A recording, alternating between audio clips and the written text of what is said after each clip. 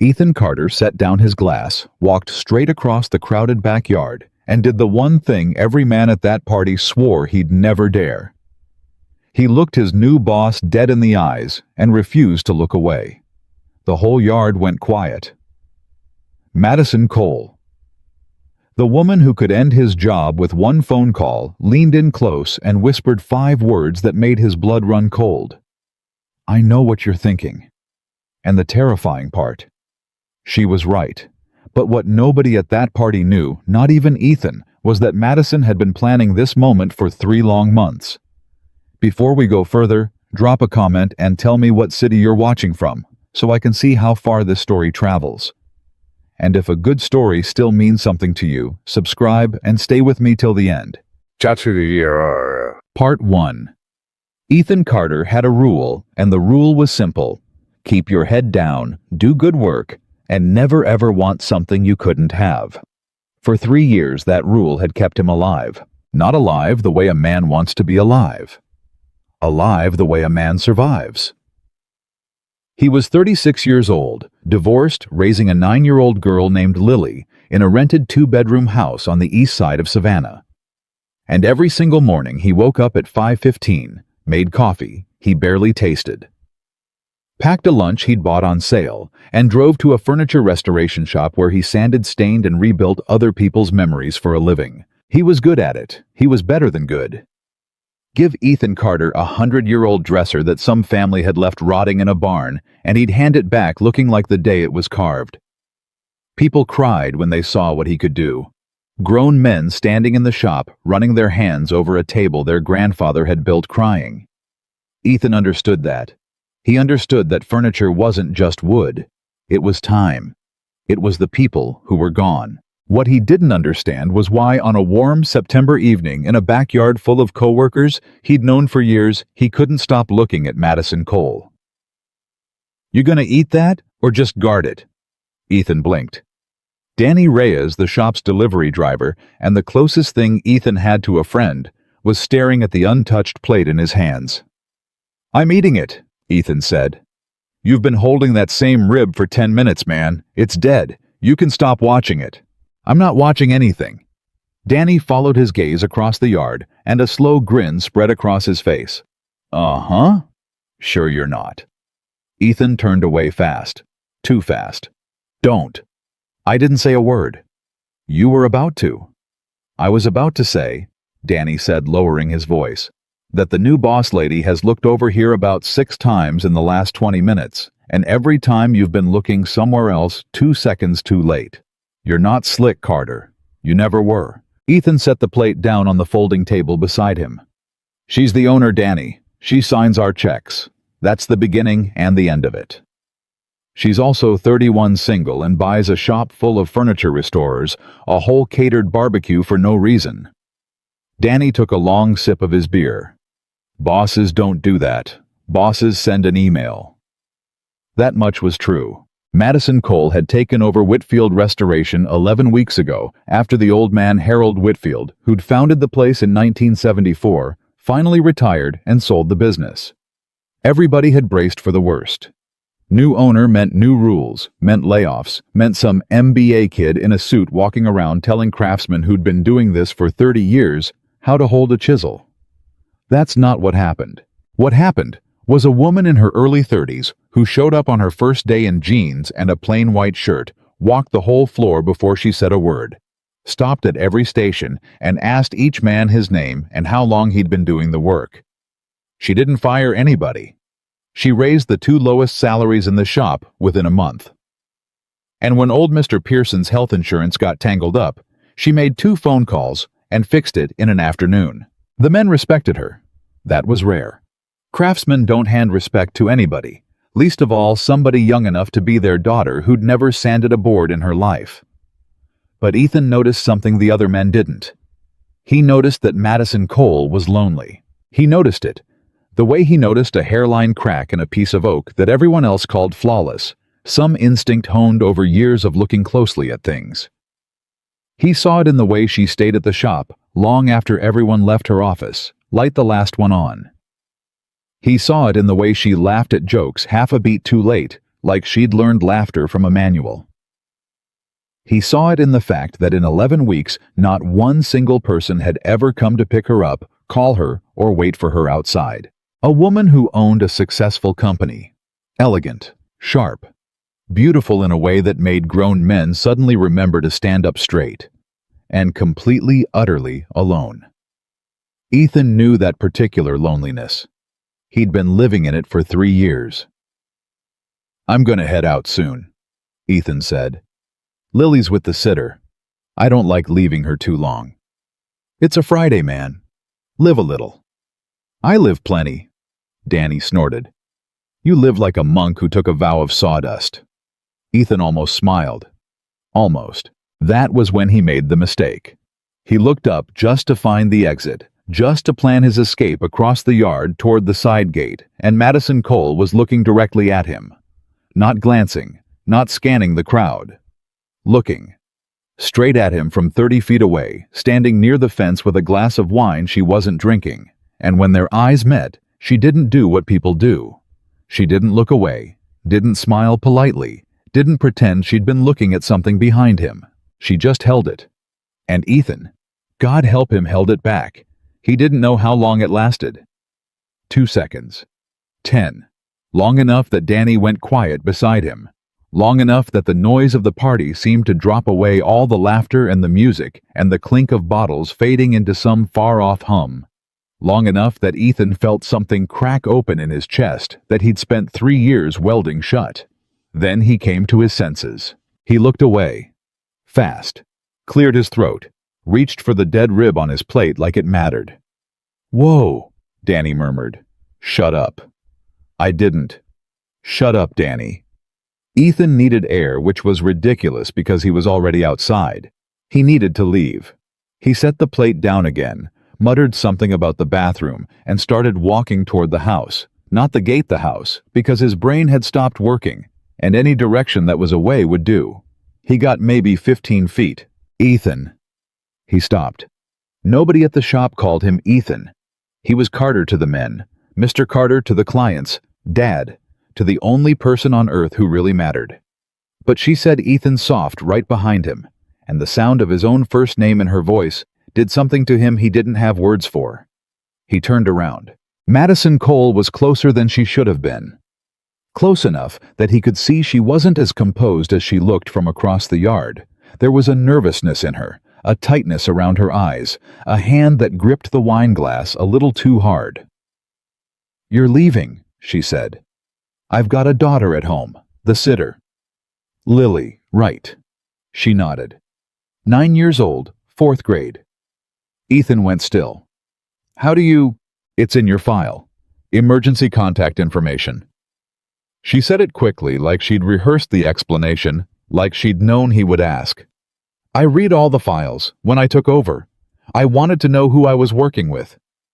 "You memorized everybody's kids." Madison didn't answer that. The silence stretched. Around them the party went on. Somebody had turned the music up. Somebody was laughing too loud, but in the little pocket of air between the two of them, everything had gone quiet and dangerous. "I should go," Ethan said again. But he didn't move. And that was when she did it. Madison Cole took one small step closer, tilted her head up toward his, and lowered her voice until it was barely more than breath. "I know what you're thinking," she whispered. Ethan's heart stopped. Because he knew the way you know you've cut yourself before you feel the pain, that whatever came out of his mouth next was going to change everything. He could feel the fork in the road under his feet. One word, one way, and he stayed a man with a rule. One word, the other, and the rule was gone. He should have laughed it off. He should have said, "I doubt that," and walked to his truck. That's what the rule demanded. Instead, he heard himself say very quietly, "Then you know more than I do." Something flickered across Madison's face. Surprise, maybe. Or relief. Or fear, the same fear that was crawling up Ethan's own spine. "No," she said. "I don't think I do. I think you know exactly what you're thinking. I think you've been trying not to think it for weeks." She swallowed. I know because I've been trying not to think it too. Ethan looked at her. Really looked. And what he saw wasn't a boss. It wasn't the owner of Whitfield Restoration, or the woman who signed his checks, or the person who could fire him with a phone call. It was a woman who was scared. Ms. Cole. Madison. Ms. Cole. He said it deliberately, like grabbing a railing on a staircase that had just tilted under him. You're my boss. I know. You own the shop. I know that too. Then you know that whatever this is, he gestured helplessly at the 6 inches of air between them. It can't be anything. It can't. I've got a kid. I've got a job I need. I can't afford to... He stopped. Started again. I can't afford to be wrong about you. Madison's jaw tightened. She stepped back one full step, giving him the space he'd asked for without asking. And when she spoke again, her voice had changed. It was steadier, sadder. You're right, she said. I'm sorry. I shouldn't have... She let out a small, shaky breath and looked down at the wine glass in her hand. It's late. You should get home to your daughter. Thank you for coming tonight, Mr. Carter. And there it was, Mr. Carter. She'd handed him back his rule wrapped up neat, and Ethan should have felt relieved. He didn't. He felt like a man who'd been offered water and turned it down out of pride. Good night, he said. Good night. He walked to his truck. He didn't look back. He got in, started. The engine sat there for a full minute in the dark with both hands on the wheel and told himself he'd done the right thing. The smart thing. The only thing. Then he drove home. The sitter, Mrs. Alvarez, from 2 doors down, was asleep on the couch with the TV murmuring when he got in. He paid her, thanked her, walked her to the door, and then stood in the middle of his small, dark living room, listening to the house settle. He checked on Lily. She was asleep, sprawled sideways across her bed, the way she always ended up, one arm hanging off the edge. Her favorite stuffed rabbit. One ear, chewed down to nothing, clutched against her chest. Ethan stood in her doorway for a long time. This was the reason. This was the whole reason for the rule. Everything he did for her. He'd married her mother young, too young, and for a while it had been good, and then it hadn't. And then one day, Sarah had sat him down at the kitchen table and told him she wasn't happy, hadn't been happy for years, and that she was leaving. Not for another man. Just leaving. To find herself. She'd moved to Portland. She called Lily on Sundays. She sent birthday cards. And Ethan had picked up the pieces of a life that had shattered without warning, and he'd built a routine around his daughter, the way he built a frame around a broken chair. Slow, careful, holding everything together by hand until the glue set. He'd promised himself no risks. No chaos. No bringing anyone into Lily's life who might leave. No wanting things that could blow up the fragile, quiet, functioning life he'd built. A boss. He'd almost let himself want his boss. Ethan went to the kitchen, poured himself a glass of water, and stood at the sink drinking it. Through the window, he could see the neighbor's porch light, a moth beating itself against the bulb over and over, chasing a heat it would never reach. I know what you're thinking. He set the glass down harder than he meant to. The trouble was, she did know. That was the part that wouldn't let him sleep. Because for 11 weeks, he'd told himself the little things he'd noticed about Madison Cole were just craftsman's instinct, the trained eye that catches the flaw. But standing in that backyard tonight, he'd finally admitted the truth to himself, and there was no unadmitting it. He hadn't been watching her because he was good at reading people. He'd been watching her because he couldn't stop. He knew how she took her coffee black with exactly 1 sugar because he'd watched her make it in the shop's little kitchenette at 7 in the morning when she thought no one else was in yet. He knew she read paperback mysteries on her lunch break, hiding them under stacks of invoices when anyone walked by, embarrassed like a woman that important wasn't allowed to enjoy anything so ordinary. He knew that when she was thinking hard, she pressed her thumbnail against her bottom lip, and that when she was tired, she rolled her right shoulder like it ached, and that she'd never once, not one single time in 11 weeks, mentioned a husband, a boyfriend, a family, a life outside those walls. He knew all of it, and he'd told himself it meant nothing. Ethan turned off the kitchen light and went to bed and lay in the dark and did not sleep. He almost didn't go in on Monday. He actually stood in his bedroom Monday morning at 5:30, dressed for work, keys in hand, and seriously considered calling in sick. Buying himself a day. Figuring out how to be normal around her again. But that wasn't who he was. He'd never missed a day of work in his life for anything short of Lily being sick. And besides, running was its own kind of confession. If he stayed home, he was admitting the party had mattered. And he needed more than he needed almost anything for it not to have mattered.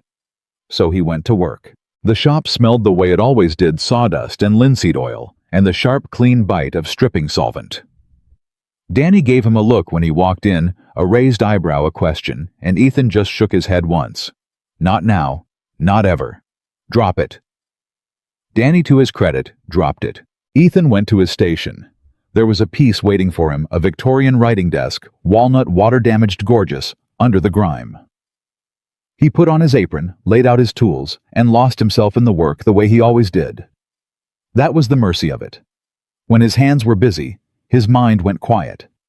When he was matching a stain or coaxing a warped drawer back into true, there was no room in him for anything else.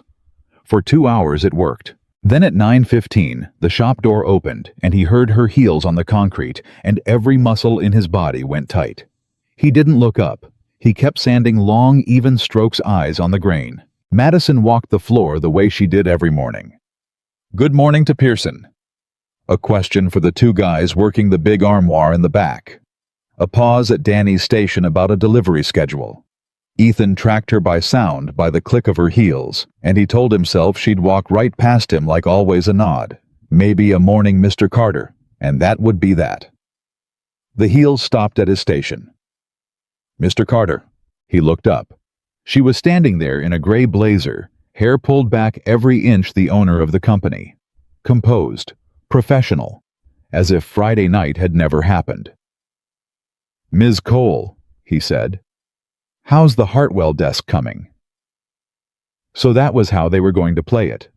Business, furniture, safe ground. Ethan felt something in his chest unclench, and he was grateful, genuinely grateful, that she'd chosen to give them both a way out. "Water damage went deeper than I thought," he said. "The veneer's lifting on the left side. I can save it, but it'll take a few extra days. Take the time you need. The client's not in a hurry." She looked at the desk, and something softened in her face, the professional mask slipping just a fraction. "My grandmother had a desk like this, nearly exactly like this. She used to write letters at it, real letters on paper with a fountain pen." A small private smile. "I used to sit under it while she wrote and pretend it was a fort." Ethan didn't say anything. He just watched her looking at the desk, and he understood suddenly why she'd bought a furniture restoration company. It had nothing to do with money.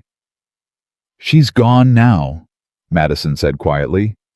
"The desk got sold in the estate sale before I was old enough to stop it. I've been trying to find it ever since. I know that's stupid." "It's not stupid." She looked at him. "It's the least stupid thing I've heard in a long time," Ethan said. "People think it's just furniture. It's not. It's the person. It's the last place their hands touched." He nodded at the walnut desk. "Somebody wrote letters at this one too. You can tell. The right edge is worn smooth. That's a lifetime of a forearm resting there while a hand moved across the page." He ran 2 fingers along the worn edge. "Somebody sat here for 20 years writing to somebody they loved, and now here it is. And we get to give it another 20 years. Madison was very quiet. When Ethan looked up, she was staring at him with an expression he couldn't read, and for one dangerous second, the mask was completely gone, and Friday night was right there in her eyes, everything unsaid, still hanging in the air between them. Then she stepped back, and the mask came down, and she was the owner of Whitfield Restoration again. "Let me know if you need anything for it," she said. "Materials, whatever the cost." "I will." "Good." She turned to go, took 2 steps, stopped, and without turning back around, quietly enough that only he could hear it over the Sanders and the radio, she said, "You didn't take the water, Mr. Carter." Ethan frowned. What? But she was already walking away, heels clicking across the concrete back toward her office, and she didn't explain, and she didn't look back. He stood there holding a piece of sandpaper, staring after her, and it took him a full minute to understand what she'd meant. I offered you water, and you turned it down out of pride. He'd thought it. Friday night in his truck. He'd thought that exact thing in those exact words, and he'd never said it out loud to a living soul. Ethan turned back to the desk. His hands weren't quite steady. I know what you're thinking. For 3 years he'd lived by a rule, and the rule was simple, and the rule had kept him safe. Keep your head down. Do good work. Never want something you can't have. He looked down at the worn edge of the walnut desk, at the smooth place where someone's arm had rested for a lifetime while they wrote letters to someone they loved. And for the first time in 3 years, Ethan Carter wasn't sure his rule was going to hold. The days after that turned into a strange kind of war. And the strangest part was that nobody fired a shot.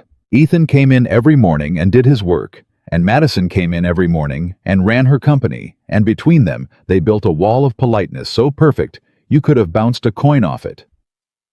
Good morning, Mr. Carter. Good morning, Miss Cole. How's the Hartwell desk? Coming along. Let me know if you need anything. I will. And every single word of it was a lie, because underneath the polite words, there was a whole second conversation happening, one made entirely of the things they weren't saying, and both of them knew it, and neither of them stopped it. Danny noticed first because Danny noticed everything. You want to tell me what's going on with you two? They were in the back loading a restored sideboard onto the truck, and Ethan didn't look up from the strap he was tightening. Nothing's going on. Ethan? Danny let go of his end of the strap. I've known you 3 years. I watched you eat lunch alone every single day. I watched you turn down every woman my wife ever tried to set you up with. You are the most locked-up man I have ever met in my life, and I've met some locked-up men. He wiped his hands on his jeans. And now you flinch every time that woman walks across the floor, so don't tell me nothing's going on. Ethan finished the strap, checked it twice, and finally straightened up. Even if something was going on, he said quietly, which it's not. What would you have me do about it, Danny? She owns the shop. She signs the checks. You know what happens to a guy like me? If that goes bad, I don't get a bad review. I get nothing. I get a daughter and a mortgage and no job in a town where everybody knows everybody. So it's about the job. It's about Lily. Everything's about Lily. Danny studied him for a long second. That's the smart answer, he said. That's the safe answer. I just don't think it's the true one. And he climbed into the cab and started the engine before Ethan could argue. The trouble was, Ethan knew Danny was right, and that was the worst kind of right there is, because it wasn't the job. Not really. He'd told himself for 11 weeks that the wall he'd built around himself was to protect Lily, and there was truth in that. There was so much truth in it that it had fooled even him. But the deeper truth, the one he only admitted to himself in the dark at 2 a.m, was that the wall was to protect Ethan. Because if he let himself want something again, he'd also have to remember what it felt like to lose it. And he'd barely survived the last time. Madison started coming to his station more. At first, it was reasonable. She was the owner, she cared about the work. Of course, she'd check on projects. She'd stop by the Hartwell desk, ask about the veneer, watch him work for a minute, then move on. Once a day. That was normal. Then it was twice a day. Then it was the way she started timing it. Ethan noticed, of course. He noticed noticing was the thing he did best, that she stopped coming by when the shop was full and loud. She came by at the quiet times. Late morning after Pearson took his break, when it was just the hum of Ethan's sander and the radio turned low. She came by at 10 to 5 when the other men were cleaning up and clocking out, and she and Ethan were often the last two on the floor. She never stayed long enough that anyone would talk, but she stayed. And she stayed close. You always do that, she said one afternoon watching him. Do what? Talk to it. She nodded at the desk. You mutter at the wood. Just now you said, there you go. Ethan felt his face go warm. I didn't realize I did that. You do it constantly. It's like watching somebody gentle a horse. She tilted her head. "Where'd you learn to do this?" "Whitfield told me once you were the best he'd ever had, and Harold Whitfield didn't hand out compliments." "My grandfather. He had a shop up in Macon. I spent every summer with him from the time I was 6. Ethan set down the rag. He didn't usually talk about this. He didn't usually talk about anything. But there was something about the quiet of the shop, and the low radio, and the way she was looking at him like the answer actually mattered. "My folks weren't, they had their own troubles, drinking mostly. Summers with Granddad were the only steady thing I had. He'd put a piece of scrap in front of me and a block of sandpaper, and he'd say, 'The wood already knows what it wants to be. Your job is just to listen.' That's beautiful. It's practical. He wasn't a poet, he just knew wood." Ethan picked the rag back up, needing something to do with his hands. "He died when I was 19. Left me his tools." He nodded at the leather roll on his bench, worn soft with age. "These are his. I've bought newer ones. I don't use them. These do everything I need." Madison was quiet for a moment. Then she said softly, "You keep the last place his hands touched." And there it was again, her giving him back his own words. The ones he'd said about the desk, about how furniture wasn't wood. It was the person, the last place their hands touched. She'd remembered. Word for word, days later, she'd remembered. Ethan looked at her, and the wall between them thinned to nothing, and for 1 second, the whole shop held its breath. Then Pearson came back from his break whistling, and the second broke, and Madison straightened up and said, "Well, keep listening to it, Mr. Carter," and walked away, and Ethan stood there with his heart going like a hammer. That night he lay awake and did the math he'd been refusing to do. 11 weeks, she'd owned the shop. In 11 weeks, she'd learned that he took his coffee black, and she'd started leaving the good coffee in the kitchenette instead of the cheap stuff.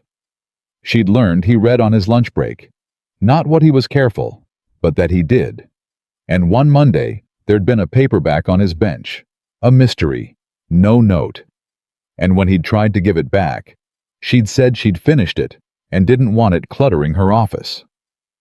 She'd learned that he liked to work in quiet, and somehow the radio in the shop had gotten quieter, and nobody could remember turning it down. She was learning him, piece by piece, the way he learned a broken chair. And the terrifying thing, the thing that kept him staring at the ceiling, was how badly he wanted to be learned. Sarah had never learned him. That was the thing he'd figured out too late. 8 years of marriage, and his own wife, had never once brought him the right coffee, never once noticed what he read, never once turned the volume down because she knew silence was where he lived. Sarah had loved a version of him she'd made up. Madison in 11 weeks had learned more of the real Ethan Carter than his wife had in 8 years. And she was his boss. And it couldn't be anything. And he told himself that 100 times, and it held about as well as wet glue.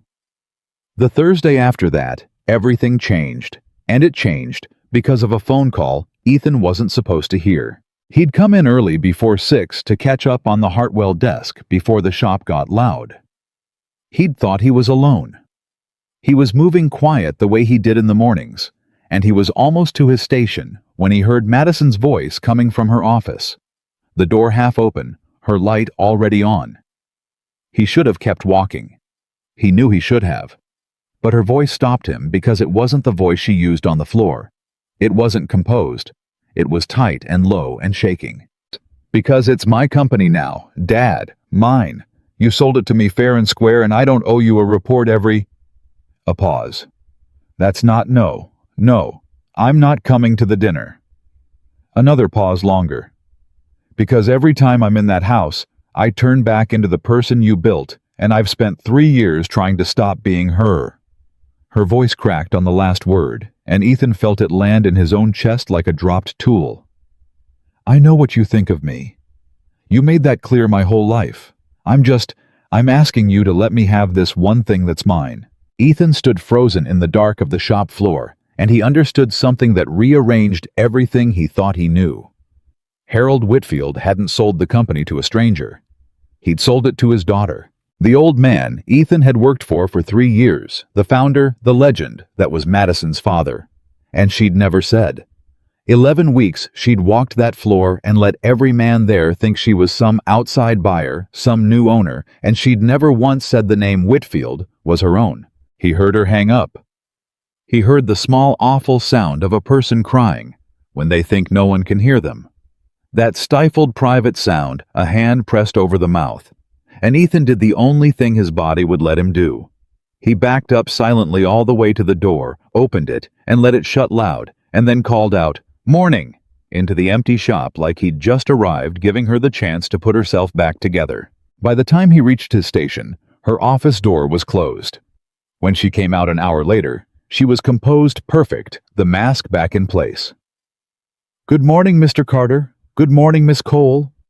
And he played along because that was the kindest thing he could do, and because now he had a piece of her she didn't know he had, and it felt like holding something sacred. But it aided him all day, because it explained everything. The loneliness, the way she stayed late, the way she'd bought a furniture shop and hid mystery novels like enjoying things was against the rules. She was a woman who'd been built by somebody the way she'd said built to be sharp and cold and successful, and she was trying in 11 weeks in a shop full of gruff old craftsmen to become somebody real. And her own father wouldn't let her. At 5 o'clock, when the shop emptied out and it was just the two of them again, Ethan did something he'd never done. He walked to her office door and knocked. Madison looked up, surprised. "Mr. Carter, is something wrong with the desk?" "No." He stood in the doorway, and he didn't know how to say what he'd come to say, so he just said it. "Whitfield's a good name. You should use it." Every bit of color drained out of her face. "I don't know what you... I was in early this morning. I didn't mean to hear it. I heard it anyway." He kept his voice low, gentle, the voice he used on Split Wood. "I'm not going to say anything to anybody. That's your business. You shouldn't have to hide who your family is. Whitfield built this place. That's not something to be ashamed of. That's something to be proud of." Madison stood up slowly behind her desk. Her hands were flat on the surface, and Ethan could see them trembling. "You don't understand," she said. "Then help me. If I tell them Harold Whitfield is my father, I stop being the owner who earned it and start being the daughter who was handed it." Her voice was tight, fierce, close to breaking. "Every man out there respects me right now because they think I built something. The second they find out my daddy gave it to me, that's gone. That's the whole reason I..." She stopped, sat down, put her face in her hands for a moment, then looked up, and her eyes were wet and furious. "He didn't hand it to me, Ethan. That's the part that I bought it, with my own money. Money I made building 2 other companies and selling them because I had to prove over and over that I wasn't just his. And when this one came up for sale, I bought it under an LLC so no one would know, so I could finally one time in my life be judged for me. And you..." She laughed, a wet, broken sound. "You heard one phone call and figured out the one thing I've spent 3 years hiding." The office was silent. "Why this shop?" Ethan asked quietly. "You could have bought anything. Why your father's?" And Madison looked at him for a long moment, and then she said the thing that Ethan would think about for weeks. "Because when I was a little girl, before the money, before he became who he became, my dad used to bring me here on Saturdays. And he was different in this building. He was gentle here. He'd let me sand things. He'd talk to the wood same as you do." Her voice dropped to almost nothing. "I bought this place because it's the only place my father was ever kind to me. And I thought if I owned it, maybe I could..." She shook her head. "Maybe I could get some of that back. Some of him back. The good part." Ethan understood then that he was standing across from the most alone person he'd ever met. And he understood something worse, which was that he was falling for her, had already fallen for her, was so far past the point of pretending otherwise that the pretending itself had become the lie. "You should go home to your daughter," Madison said, wiping her eyes with the back of her hand, embarrassed. "I've said too much. I never say any of this. I don't know why I say it to you." "Because I listen," Ethan said. "It's the thing I'm good at." She looked at him, and something passed between them that was bigger and more dangerous than the moment at the party, because that had been attraction, and this was worse. This was 2 lonely people recognizing each other. "Good night, Ethan," she said. "Good night, Madison." And he drove home, and he sat in his truck outside his little house, and he pressed his forehead against the steering wheel and said out loud to nobody, "You are in so much trouble." The next few weeks tightened like a rope pulling slow. They didn't cross a single line. That was almost the worst of it. They never touched. He never asked her to dinner. She never came to his station without a professional reason. From the outside, nothing was happening. But from the inside, Ethan felt like a man walking a high wire, and every day the wire got a little thinner. She started coming by at the end of every day once the shop was empty. It became a thing unspoken. He'd be finishing up cleaning his tools, and she'd wander out of her office with a cup of coffee, and she'd lean against the workbench across from him, and they'd talk. About the work at first, then about everything. She learned that Lily's mother had left for Portland and called on Sundays. He learned that Madison had been engaged once at 26 to a man her father approved of, and that she'd called it off 2 weeks before the wedding because she'd realized she was marrying him to please the old man and for no other reason. She learned that Ethan hadn't been on a date in 3 years. He learned that Madison hadn't either. "Why not?" he asked her one evening. "You could have anybody." She looked at him over the rim of her coffee. "Could I?" "You know you could." "I don't want anybody," Madison said. "That's the trouble. I've spent my whole life around men who wanted something. My father wanted a legacy. My fiancé wanted a merger. Every man I've dated wanted the money or the name or the version of me that looks good at a dinner party." She set the coffee down. "You know what nobody's ever wanted, just me. The tired me. The scared me. The me that hides paperbacks and cries in her office and misses a father who was only ever nice to her in one building." She looked at him, and her eyes were steady and terrifyingly honest. "I don't want anybody, Ethan. I've just never met anybody who wanted the real one." And Ethan, God help him, said, "I do." The words were out before he could stop them. 2 words. The 2 most dangerous words he'd said in 3 years. The wall he'd built came down all at once, not brick by brick, but all at once, a whole wall collapsing, and there was no way to unsay it, no way to laugh it off, no way back to the rule. Madison went very still. "What did you say?" "I shouldn't have." "No, say it again." Ethan put down his grandfather's chisel very carefully because his hands weren't steady, and he made himself look at her. "I said I do. The real one. The tired one, the scared one, the one who hides books." His voice was rough. "I've known you 11 weeks, and I know how you take your coffee, and I know you press your thumbnail to your lip when you're thinking, and I know you roll your shoulder when you're tired, and I know you're the loneliest person I've ever met, and I know I have absolutely no business feeling any of this, because you sign my checks, and I've got a daughter who needs me to keep my head down. I know all of that." He exhaled. "And I want the real one anyway. So, there it is. That's what I've been thinking. That's what you said you knew that first night. You were right." The shop was so quiet, he could hear the second hand on the wall clock. Madison's eyes were wet again, but she was smiling a small, disbelieving, terrified smile, and she opened her mouth to say something. And the shop phone rang. The sound was so loud in the silence that they both flinched. It rang again, shrill, insistent. Madison looked at it, then back at him, and something crossed her face. Reluctance, fear, the return of the real world.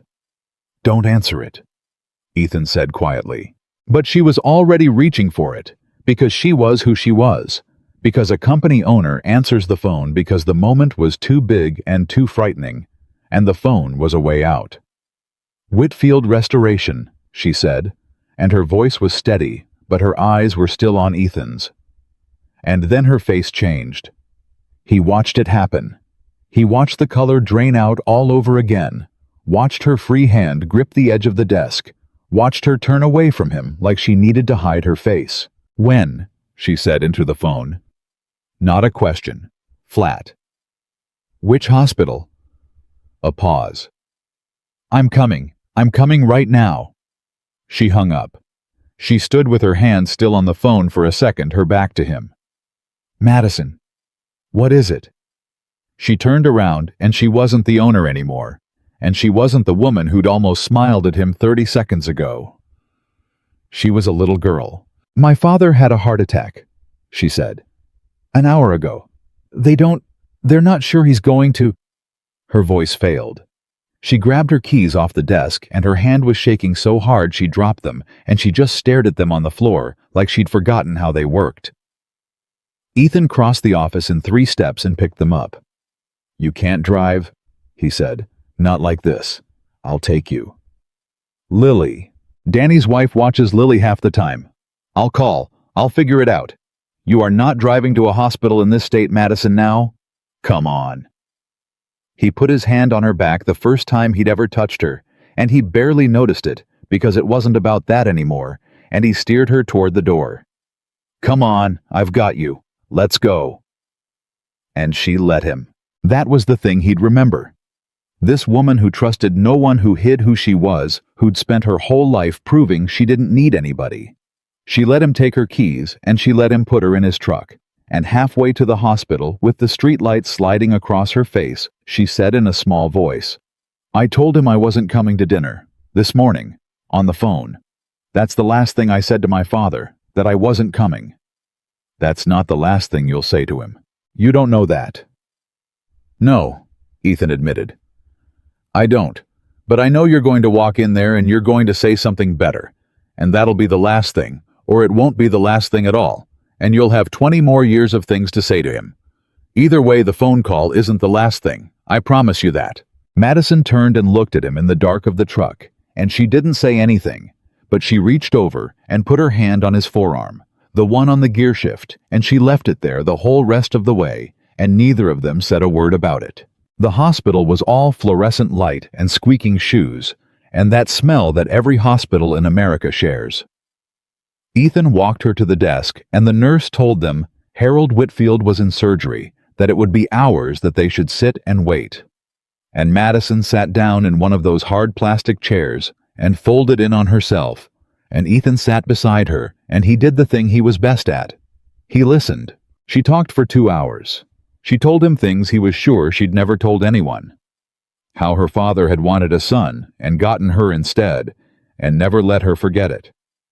How she'd learned to be twice as sharp, twice as cold, twice as successful, just to earn a fraction of the warmth he gave away easy to strangers. How the only good memories she had of him were in that shop on Saturdays before the company got big and turned him into someone else. How she'd bought the shop hoping to find that man again, and how she'd realized too late that you can buy a building, but you can't buy back a person. "I did all of it for him," she said, staring at the floor. "Every company I built, every deal I closed. I told myself I was doing it to prove I didn't need his approval, but that's a lie, Ethan. I did all of it to get his approval, and I never got it, not once. And now he might die in there, and I'll never—" She pressed the heels of her hands against her eyes. "I'm 31 years old, and I'm still that little girl trying to get her daddy to look at her." "You're not," Ethan said quietly. "I am." "You're not, and I'll tell you how I know." He turned in the plastic chair to face her. "That little girl would have gone to the dinner. That little girl would have done anything he asked, forever chasing the crumb. But you didn't go. This morning you told him no. You told him you'd spent 3 years trying to stop being the person he built. That's not the little girl Madison. That's the woman she grew into, and that woman is brave as hell." Madison lowered her hands and looked at him, and her face was wrecked and wet and more beautiful than he had any right to notice. "How do you do that?" she whispered. "Do what?" "See the thing, the real thing, under all of it." She shook her head slowly. "You did it with the desk. You did it with me at the party. You do it with everything. You look at a broken thing and you see what it's supposed to be." Ethan didn't have an answer for that, so he did the only thing that made sense. He reached over and took her hand, and she gripped it like it was the only solid thing in the building, and they sat like that under the terrible fluorescent lights, waiting to find out if her father would live. At 11:40, the surgeon came out. Harold Whitfield had made it through. It had been close, closer than close, but he'd made it, and he'd be in the ICU, and the next 24 hours would tell. But he was alive. Madison stood up so fast her chair scraped, and the surgeon told her she could see him for a few minutes once they got him settled. And Madison nodded, and she thanked him, and then she turned around, and without thinking about it, without any wall left at all, she stepped into Ethan's chest, and he put his arms around her, and she cried. He held her in the middle of the ICU waiting room, and he didn't say anything because there wasn't anything to say. And after a while she stopped shaking and just breathed her face against his shirt, his hand moving slow between her shoulder blades.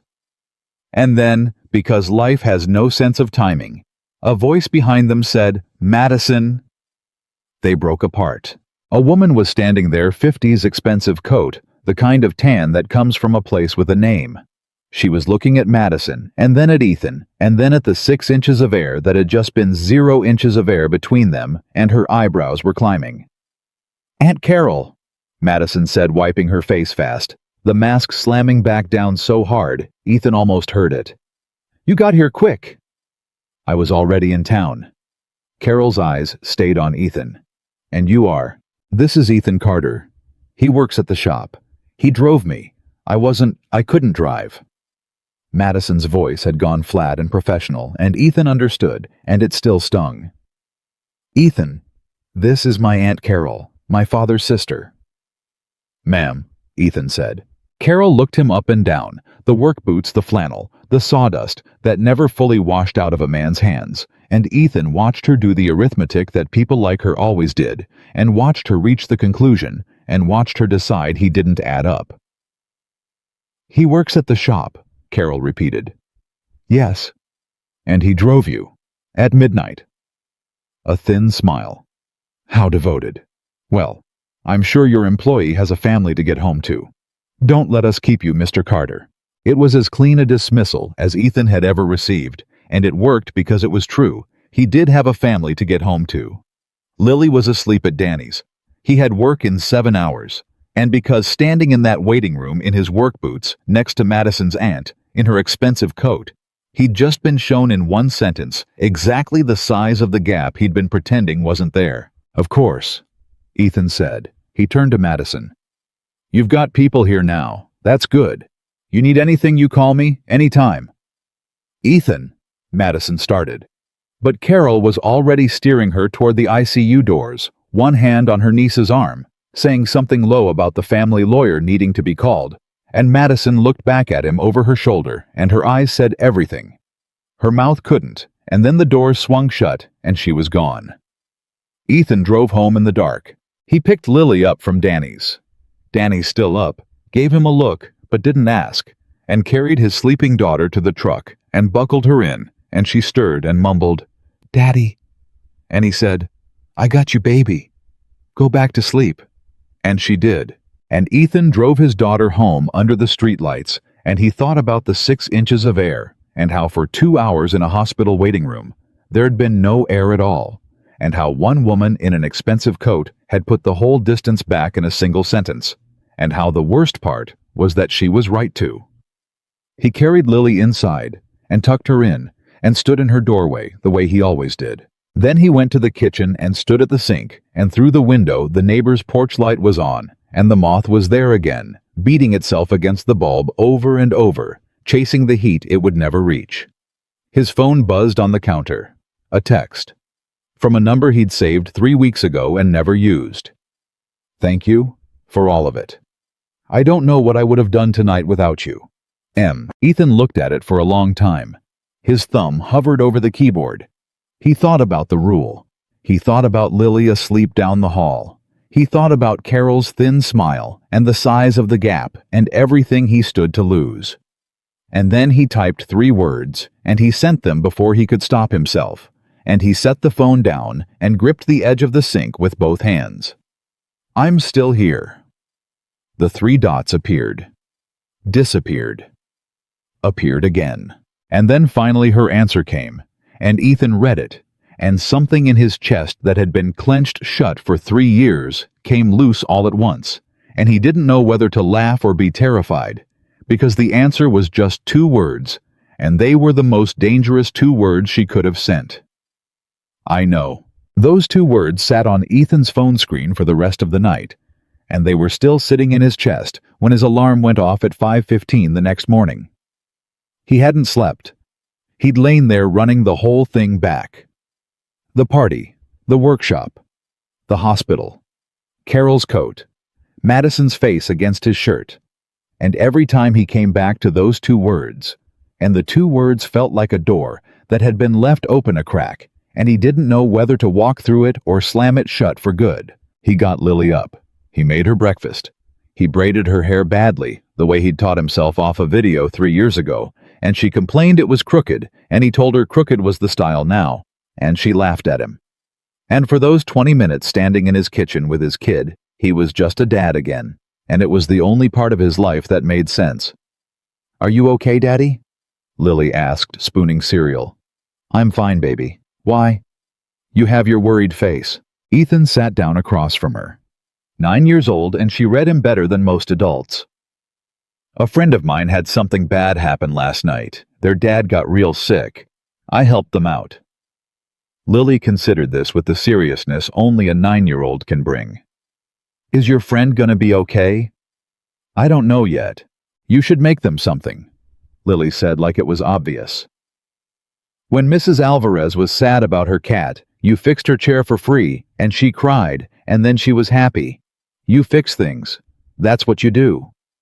Ethan looked at his daughter, and something turned over in his chest, because she was right, and because she'd just said in one sentence the thing that Madison had been circling for weeks. You look at a broken thing, and you see what it's supposed to be. Even his kid knew it. He dropped Lily at school and drove to the shop, and the whole way, he told himself that today, he'd put the wall back up. Harold Whitfield was in the ICU. Madison had family around her, now real family people in expensive coats, who knew which fork to use. She didn't need a furniture restorer. She'd needed a ride and a shoulder for one terrible night. And now she had her aunt and her lawyers, and the smart thing, the safe thing. The thing that protected Lily was to go back to Good Morning Ms. Cole and stay there. Madison wasn't at the shop. Of course she wasn't. She was at the hospital. Ethan told himself he was relieved. He wasn't. He spent the whole morning on the Hartwell desk, and he did good work because his hands always did good work, no matter what his head was doing. But he checked his phone 11 times before lunch, and hated himself a little more each time. At noon, Danny sat down across from him with a sandwich. "So," Danny said, "you want to tell me why I had your kid till midnight and you came in looking like you got hit by a truck? Whitfield had a heart attack. Madison Ms. Cole needed a ride to the hospital. I drove her." Danny stopped chewing. "Whitfield, Harold Whitfield, the old owner." "Yeah. Why's she racing to the hospital for the guy she bought the place from?" Danny's eyes narrowed. He was slow sometimes, but he wasn't dumb. "Unless she, huh? He set the sandwich down. "Carter is that woman related to old Harold?" Ethan's jaw tightened. "That's not mine to tell." "That's a yes." "It's not mine to tell, Danny. I mean it. Whatever you think you figured out, you keep it to yourself. She's got enough coming at her right now without the whole shop talking." Danny held up both hands. Okay, vault. I'm a vault." He picked his sandwich back up, then quieter. "You care about her." Ethan didn't answer. "You do. I've watched you not care about anything but that kid for 3 years, and now you're carrying somebody else's daddy to the hospital at midnight and telling me to keep my mouth shut to protect her." Danny shook his head slowly. "Man, of all the women in Savannah, you couldn't pick one who doesn't own the building we're sitting in. I didn't pick anybody. Nothing's happening." "Right." Danny took a bite. "Nothing's happening. That's why you've looked at your phone 11 times since I sat down." Ethan opened his mouth to deny it and then didn't, because Danny had counted, and there was no arguing with a man who'd counted. At 2:15, his phone buzzed. "He's stable. They moved him out of ICU. The doctor says he'll recover if he changes everything about how he lives, which he won't." M.A. Ethan read it twice. Then before the smart part of his brain could stop him. "That's good news." "How are you?" "Tired. My aunt has opinions about everything. She wants me to bring in a family lawyer to protect my interests during his recovery, which as far as I can tell means make sure I don't spend a dime of company money he might want back. He almost died, and she's already counting. Some people count. It's the only way they know how to love. There was a long pause. Then, where did you learn to say things like that? Same place. I learned everything. Watching. You watch people long enough, you figure out what they're doing under what they're doing. And what am I doing? Under what I'm doing. Ethan looked at the question for a long moment. His thumb hovered. This was the door again cracked open, and she'd just pushed it a little wider, and he could feel exactly how easy it would be to walk through. You're trying to be somebody who doesn't need anybody, he typed, because needing people is how they got you before. But you called me last night, and you're texting me now. So maybe the thing you decided about yourself isn't as true as you think. The 3 dots appeared and disappeared 4 times. Then, that's a lot to send a man who signs your timesheets. You started it, Ethan typed, and he actually smiled alone at his workbench for the first time in days. You whispered in my ear at a party. I've been playing catch-up ever since. I did do that, didn't I? You did. I don't know what came over me. I do, Ethan typed. You saw something you wanted, and for 1 second, you let yourself want it out loud. Then you spent 3 weeks taking it back. He hit send before he could think better of it. And then he sat there with his heart going, because that was too far. That was way past the wall. That was a man saying the quiet thing out loud, in broad daylight over text message. The dots appeared. Disappeared. A long, long silence. Ethan went back to the desk to keep his hands busy, and checked the phone every 30 seconds. 15 minutes later, when he'd nearly convinced himself he'd blown the whole thing up, come to the hospital. Please. After work. I need to talk to you and I can't do it in the shop, and I can't do it over text. Please, Ethan. He stared at it. Every rule he'd ever made screamed at him. This was the moment to say no. This was the moment to say, you've got family there, you don't need me, let's keep it professional. This was the smart thing, the safe thing, the Lily thing. I'll be there by 6, he typed. He drove to the hospital after work with his heart in his throat and no idea what he was walking into. He'd called Danny's wife about Lily, she'd said. Of course no problem, and hadn't asked. God bless her, and he'd changed his shirt in the shop bathroom because the one he'd been working in had stain on it, and he'd caught himself doing it and felt like a fool, a 36-year-old furniture restorer changing his shirt to go see his boss in a hospital. She was waiting for him in the lobby. She looked exhausted. She'd been in the same clothes since the night before, and her hair was coming loose, and there were shadows under her eyes, and Ethan thought she'd never looked more real or more beautiful, and the two things were the same thing. Hi, she said. Hi, how's your dad? Sleeping, cranky. He yelled at a nurse about the food, so he's mostly back to himself. A tired smile. Aunt Carol went home to rest, which means she went home to make phone calls about me. Come on. There's a garden out back. I've been sitting in plastic chairs for 20 hours and I need to not be inside. They walked out to the hospital garden and they sat on a bench, and for a while, neither of them said anything. Ethan waited. Waiting was the thing he was good at. I keep thinking about what you said, Madison finally said. In the shop, before the phone rang, you said, I do. You said you wanted the real one. She was staring straight ahead. And I was about to answer you. I had the answer right there. And then the phone rang and it was my father dying, and I've been carrying your unanswered question around for a whole day on top of everything else. Ethan's chest tightened. You don't owe me an answer. I shouldn't have. Stop. She turned to face him. Stop doing that. Stop taking it back the second you say something true. You do it too. You said the bravest thing anyone said to me in years, and then immediately you tried to walk it back, and I need you to just hold still. For 1 minute. And let me say my thing. Ethan held still. Madison took a breath. Here's my thing. Last night my father almost died, and out of everyone in my life, my aunt, my lawyers, the board members who send me birthday cards, The whole roster of important people who orbit my family. Out of all of them, the one I called the one I let take my keys, the one I cried on in a waiting room, was a furniture restorer I've known 11 weeks. And I've spent the last 24 hours asking myself why. Why him? Why, of everyone, him? Her eyes were wet. And the answer is that you're the only person in my entire life who's ever looked at me and seen the real one and wanted her anyway. Not the name, not the money, not the version that looks good at dinner. Me. And I didn't even know I was starving for that until you handed it to me at a backyard party by refusing to look away. Ethan didn't breathe. So yes, Madison said. That's my answer to the thing you said in the shop. Yes, I want it too. I've wanted it since the first night, and I've been terrified of it since the first night, and I'm still terrified, and the answer is still yes.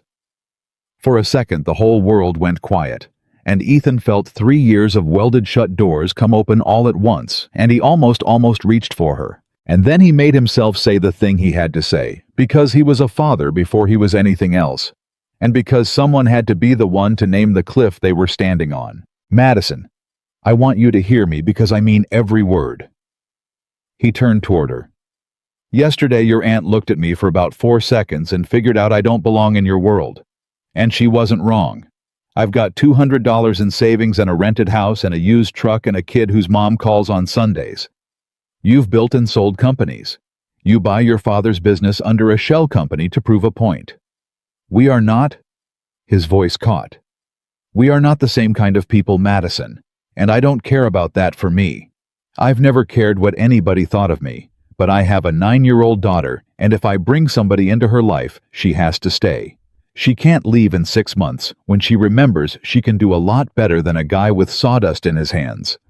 Lily can't survive another person walking out the door.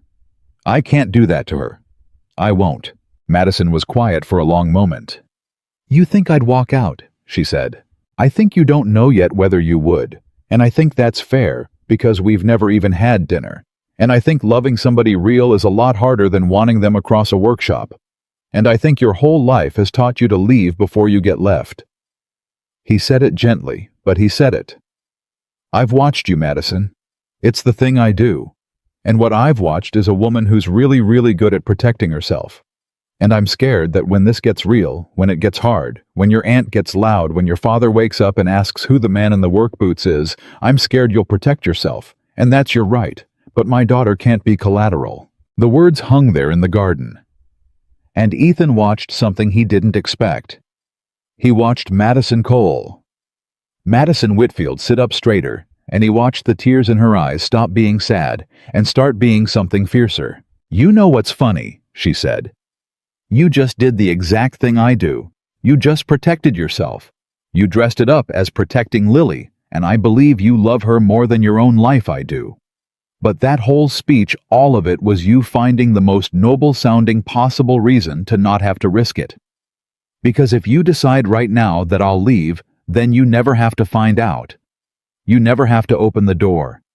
You get to keep your wall and feel good about it because it's for your daughter. She leaned in.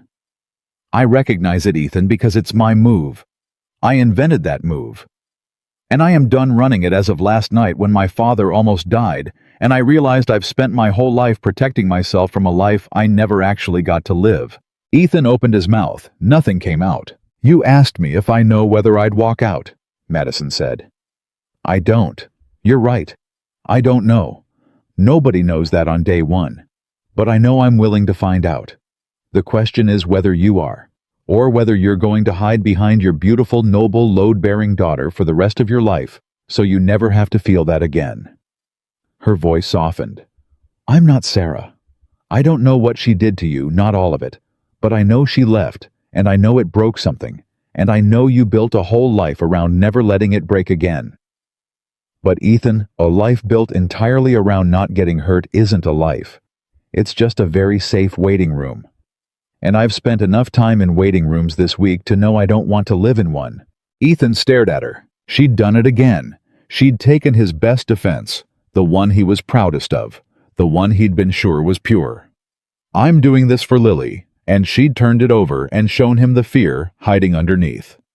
And the terrible thing, the thing that made his throat close up, was that she was right. He'd known it the second she said it. Somewhere under the love for his daughter, real and enormous as it was, there was a smaller, uglier thing, a man who was afraid and who'd found the most honorable-sounding place in the world to hide. "That's not fair," he said, but his voice had no strength in it. "No," Madison agreed. "It's not. It's just true. You taught me the difference. People think it's just furniture. It's not. Well, people think this is just about a job and a boss. It's not. It's two scared people who found each other and are both about to talk themselves out of it for very good reasons." She reached over and took his hand the way she had in the truck, the way she had in the waiting room. "I'm asking you to be braver than your reasons. Just once. That's all." Ethan looked down at her hand in his. Her fingers were cold. His weren't steady, and he was about to say something. He didn't even know what something that might have changed everything when a voice cut across the garden. "Madison, there you are." They didn't spring apart this time. Ethan didn't let go of her hand, and Madison didn't pull it away, and that in itself was a decision made in half a second without a word. It wasn't Aunt Carol. It was a man. Late 30s, good suit. The kind of easy handsomeness that came with never having missed a meal or a mortgage payment. He walked toward them with his hands in his pockets and a smile that didn't reach his eyes, and Ethan felt Madison's hand go rigid in his. "Grant," Madison said, flat. "What are you doing here?" "Your aunt called me. Said Harold was in the hospital and you were falling apart and somebody from the family should be here." Grant's eyes dropped to their joined hands, then came back up, and the smile got a little tighter. "I can see you're holding up fine, though." "You're not family, Grant. You haven't been family for 5 years. 4.5. And your father would want me here." He stopped in front of the bench and looked at Ethan openly up and down the same arithmetic Carol had done. "And you are—" "Ethan," Madison said before Ethan could answer, and there was steel in her voice. "This is Ethan. And Ethan, this is Grant Halliday, my father's protege, and the man I almost married." Ethan's stomach dropped, and he kept his face still because he was good at that. "Almost," Grant said with a little laugh. "She likes to say almost. What she means is she got cold feet 2 weeks before the wedding and humiliated me in front of 400 guests. But sure, almost." He looked at Madison, and the charm cracked just slightly, and underneath it was something colder. "Your father and I talked, you know, before this. He's not well, Madison, even before the heart attack. He's been thinking about the future, about the family holdings, about what happens to everything he built if his only child keeps running around buying furniture shops and playing craftsman." His eyes flicked to Ethan again, and apparently dating the help. "Get out," Madison said, standing up. "He wants me back in the fold, Madison. He said so. He said the one thing he regrets is letting you scare me off, because at least I understood the business, at least I understood the family, at least I wasn't—" Another glance at Ethan, a hobby, and Ethan, who had spent 3 years never rising to anything, who had eaten his lunch alone and kept his head down and swallowed 1,000 small indignities for the sake of a steady paycheck, stood up off that bench. He wasn't a big man, but he'd spent 20 years working with his hands, and he stood up slow, and something in the way he did it made Grant take half a step back. "You should go now," Ethan said quietly. "She asked you twice." "And who exactly are you two?" "I'm nobody," Ethan said. "You've got that part right. I fix furniture. I make $200 over rent in a good month. I'm exactly the hobby you think I am." He took one step closer, and his voice never rose, and that was somehow worse than shouting. "But here's the thing I know that you don't, Grant. I know how she takes her coffee. I know what she reads on her lunch break and hides under the invoices. I know she presses her thumbnail to her lip when she's thinking and rolls her right shoulder when she's tired. I know she bought this shop because it's the only place her father was ever kind to her. I know she cried in a waiting room last night because the last thing she said to him might have been goodbye." He was close now, close enough to see Grant's jaw working. You almost married her, and you called her running away humiliation. You know what a man says when the woman he loves runs? He asks himself why she was so scared she'd rather blow up her whole life than marry him. You never once asked yourself that, did you? You just got mad about the 400 guests. The garden was dead silent. So no, Ethan said. I'm not family. I'm not the future of the family holdings. I'm the help. But I've learned more about this woman in 11 weeks than you did in the years it took you to almost marry her. So you can go tell Harold whatever you want. Tell him about the man in the work boots. I'll be right here. Grant stared at him. Whatever he'd expected from the furniture guy, it hadn't been that. His mouth opened and closed. And then he did the thing that men like Grant always do when they can't win with force. He smiled and made it small and mean and reached for the one weapon he had left. You want to be careful, Madison? Grant said, not looking at Ethan, only at her. Because your father owns 40% of Whitfield Restoration. Did she tell you that Work Boots, the shell company, only bought 60? Harold kept 40 as a condition of the sale to keep an eye on his little girl's project. His smile widened. So when he wakes up and he hears his daughter's been carrying on with an hourly employee right there on the shop floor, he doesn't have to like it. He owns almost half your job, and I'd bet my last dollar he cleans house. He straightened his jacket. Enjoy the garden. And he walked away, leaving that behind him like a lit match on dry grass. Ethan turned to Madison. She was pale. Is that true? He asked. Does your father own 40%? Madison didn't answer right away, and that was answer enough. Madison, does he own 40% of the shop? Yes, she said quietly.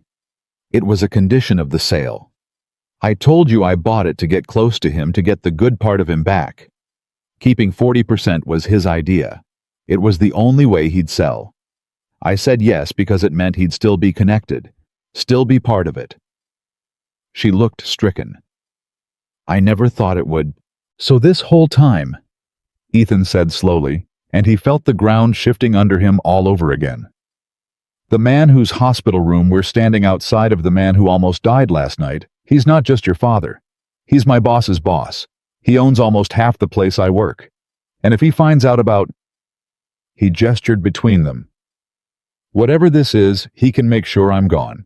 Just like Grant said. He wouldn't. You told me yesterday he never once gave you his approval. That he built you cold and sharp because he wanted a son. That you spent your whole life failing to earn a single kind word from the man. Ethan's voice was quiet and terrible. And now you're telling me that same man owns 40% of my paycheck, and I'm supposed to believe he'll shrug and smile when he finds out the hobby's real. Madison had no answer, and Ethan felt the whole thing, the party, the workshop, the 2 words on his phone, the hand in the hospital. The yes she'd just given him in the garden. He felt all of it tilt because everything had just gotten bigger and higher and more dangerous, and the fall was no longer just his own. I have to get Lily, he said. Ethan, I have to get my daughter Madison. Danny's wife has had her for 2 nights. He was already backing toward the door. I need to think. I can't think here. Please, don't do the thing, Madison said, standing, her voice breaking. Please don't go home and build the wall back up and decide this for both of us by tomorrow morning. Please. You said you're the one who sees the real thing under the thing. So see this one. This is real. Whatever Grant says, whatever my father owns, this is real, and it's rare, and I have gone 31 years without it. Please don't kill it, because it got scary. Ethan stopped at the door. He looked back at her standing alone in the hospital garden, the exhaustion and the fear, and the fierce, terrified hope, all there on her face. At once the most real he'd ever seen her, the most real anyone had ever let him see them. I'm not going to build the wall back up, he said. I promise you that. But I've got a little girl at home who's already lost one person, and before I risk her heart on this, I have to be sure that when your father wakes up and forces the choice you and me, or the company, your whole life was built around wanting, I have to be sure I'm not the thing you leave to keep the peace. His voice was raw. You asked me to be braver than my reasons. Okay, I'll try. But I'm asking you the same thing.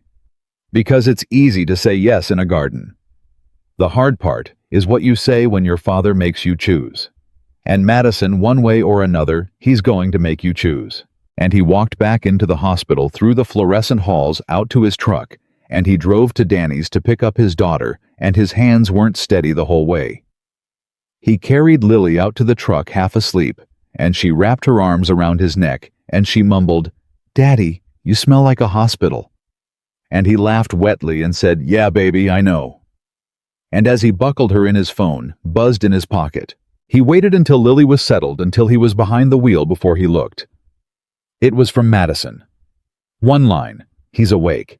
He's asking to see me." And Ethan, "He's asking who drove me here last night." Ethan read it 3 times in the dark of his truck. Lily already dozing off in the passenger seat, and then he set the phone face down on his thigh and just drove. He didn't answer it. He didn't know what to answer. Because there wasn't an answer that made this smaller. Harold Whitfield was awake, and the first thing the man had done before he'd asked about his own heart, before he'd asked what the doctor said, was ask who'd driven his daughter to the hospital. That told Ethan something. It told him Harold Whitfield, flat on his back, with a chest full of stitches, was already working. Already counting the way Aunt Carol counted, the way Grant counted. The whole family counted. And Ethan had spent his whole life around people who didn't have enough to count, and he'd learned to be suspicious of people who did. He got Lily home. He carried her in, tucked her into bed, and she woke up just enough to say, "Night, Daddy." And he said, "Night, baby," and stood in her doorway for a long time the way he always did. And then he went to the kitchen, and he did not go to the window, because he was tired of watching that moth beat itself against the light. And he picked up his phone. "What did you tell him?" he typed. The answer came fast, like she'd been sitting there with the phone in her hand. "Nothing yet. I'm outside his room. I haven't gone in. I've been standing in the hallway for 10 minutes because I don't know what I'm going to say, and I didn't want to say the wrong thing without talking to you first." Ethan felt something tighten in his chest, and it wasn't fear this time. It was the opposite of fear. She was standing outside her father's hospital room, the man whose approval she'd chased her whole life, and she was texting a furniture restorer to ask what to do. She was asking him first. "You don't have to protect me," he typed. "If telling him the truth makes trouble for you with your dad, you don't owe me that. I'm a grown man. I'll be fine. That's not why I'm asking." Then why? There was a pause. Then, because if I go in there and lie, if I say, "Oh, just an employee, he was the only one around," then I've already answered the question you asked me in the garden. You asked if I'd leave you to keep the peace. And the first test came 10 hours later, and it's my own father in a hospital bed, and I'm standing in the hallway realizing that if I lie right now to make this easy, then you were right about me all along. Ethan stared at the screen. "And I don't want you to be right about me," she wrote. "So I'm asking you, not because I need your permission, because I want you to hear me choose in real time while it's happening instead of finding out later what I did." Ethan sat down at his kitchen table. His hands weren't steady. "Madison," he typed. "Your father almost died last night. He's awake for the first time. This is not the moment to have that fight with him. You don't have to lie. But you don't have to hand him a war from a hospital bed either. So what do I do?" And Ethan thought about it, and he thought about all the broken things he'd fixed, and how the trick was never force, never rushing it, and he typed, "You go in. You tell him a friend drove you." That's true. I am your friend. You don't give him a name to chew on, and you don't give him a fight. You let him rest. You let him heal. And when he's stronger, when it's a fair fight, and not a man in a hospital bed with all the leverage of a heart attack, then you tell him the whole truth on your feet in his office or yours as an equal.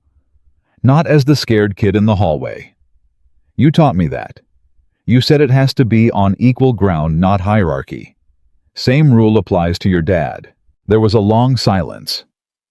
"You're better at being me than I am?" she finally wrote. "No, I just watch. Go see your father. Text me after." "Okay." And then a second later, "Ethan." "Yeah. Thank you for not telling me to lie. I think most men would have.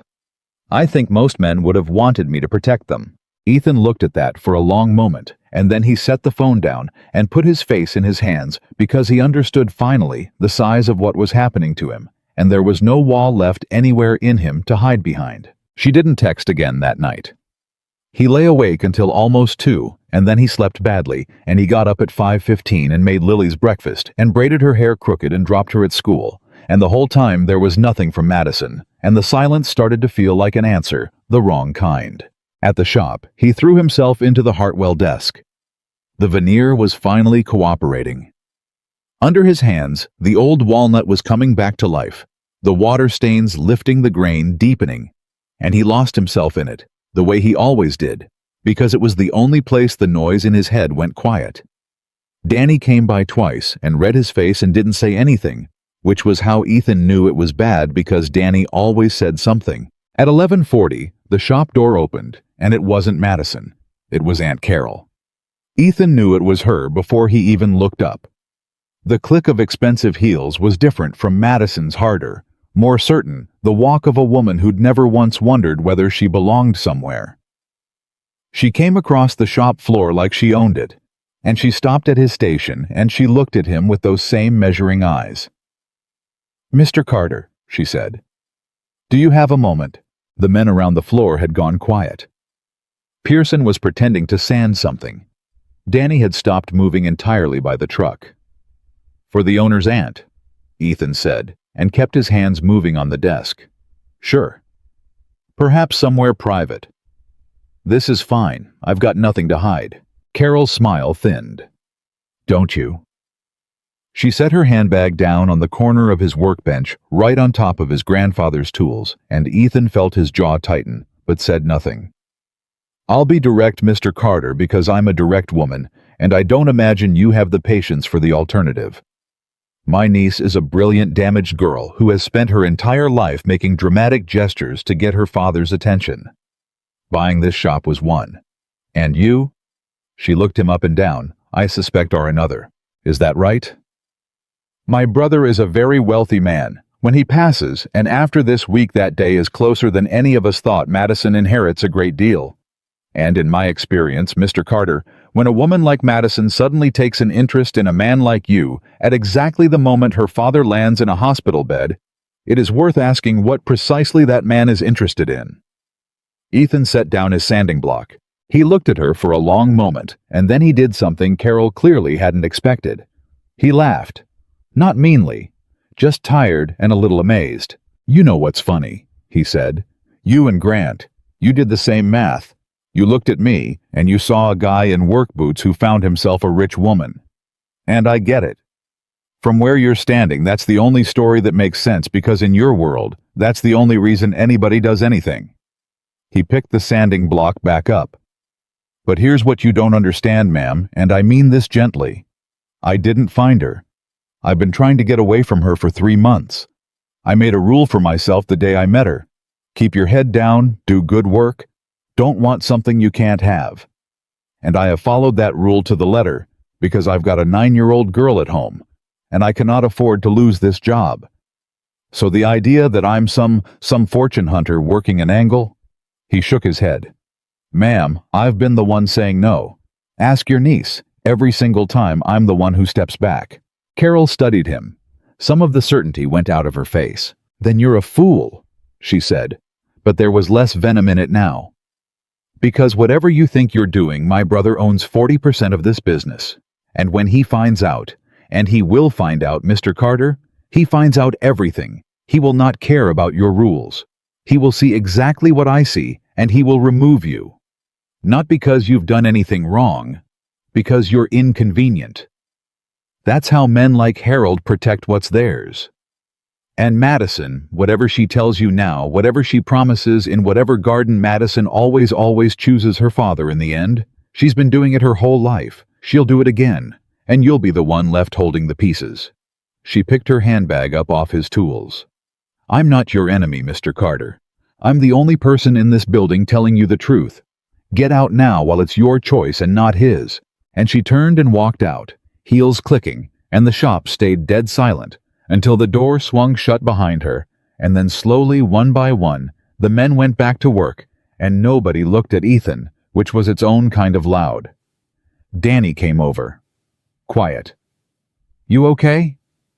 "No," Ethan said honestly. "That was the ant." That was the ant. Danny leaned on the bench. "You want my 2 cents?" "Not really. I'm going to give it anyway." Danny lowered his voice. "That woman came in here to scare you off. And people don't waste their time scaring off a threat that isn't real. She's not scared you're a fortune hunter, man. She's scared it's real. You scare people like that when you're the real thing. So." He clapped Ethan once on the shoulder. "Whatever you decide, don't decide it because a lady in a nice coat told you you don't belong. You've been telling yourself that for 3 years already. You don't need her help." And Danny went back to the truck, and Ethan stood there holding his grandfather's chisel, and for a long time, he didn't move. His phone buzzed at 2:15. "Can you come by the shop tonight after close? I need to see you. It's about my father." M. She was already at the shop then. She'd come in while he was working, gone straight to her office, and he hadn't even known. He typed back, "I'll be here." He arranged Lily with Danny's wife again, the third time in 4 days, and he felt the weight of it, felt himself leaning on people, which he never did, and at 6 o'clock the last of the men clocked out, and the shop emptied, and it was just the two of them. Again, the way it always ended up. Madison came out of her office. She looked better than she had at the hospital. She'd slept, changed, put herself back together, but there was something different in her. Something set, and Ethan couldn't read it, and not being able to read her scared him more than anything. "I saw Carol come in today," she said. "One of the guys told me." "What did she say to you?" "That I'm a fortune hunter. That your father will fire me the second he finds out. That you always choose your dad in the end, and I'll be the one left holding the pieces." He said it flat, all of it, no softening. Standard stuff. Madison closed her eyes for a second. "I'm so sorry. She had no right. She wasn't wrong about the important part, though, was she?" Ethan leaned against the bench. "Your dad owns 40%.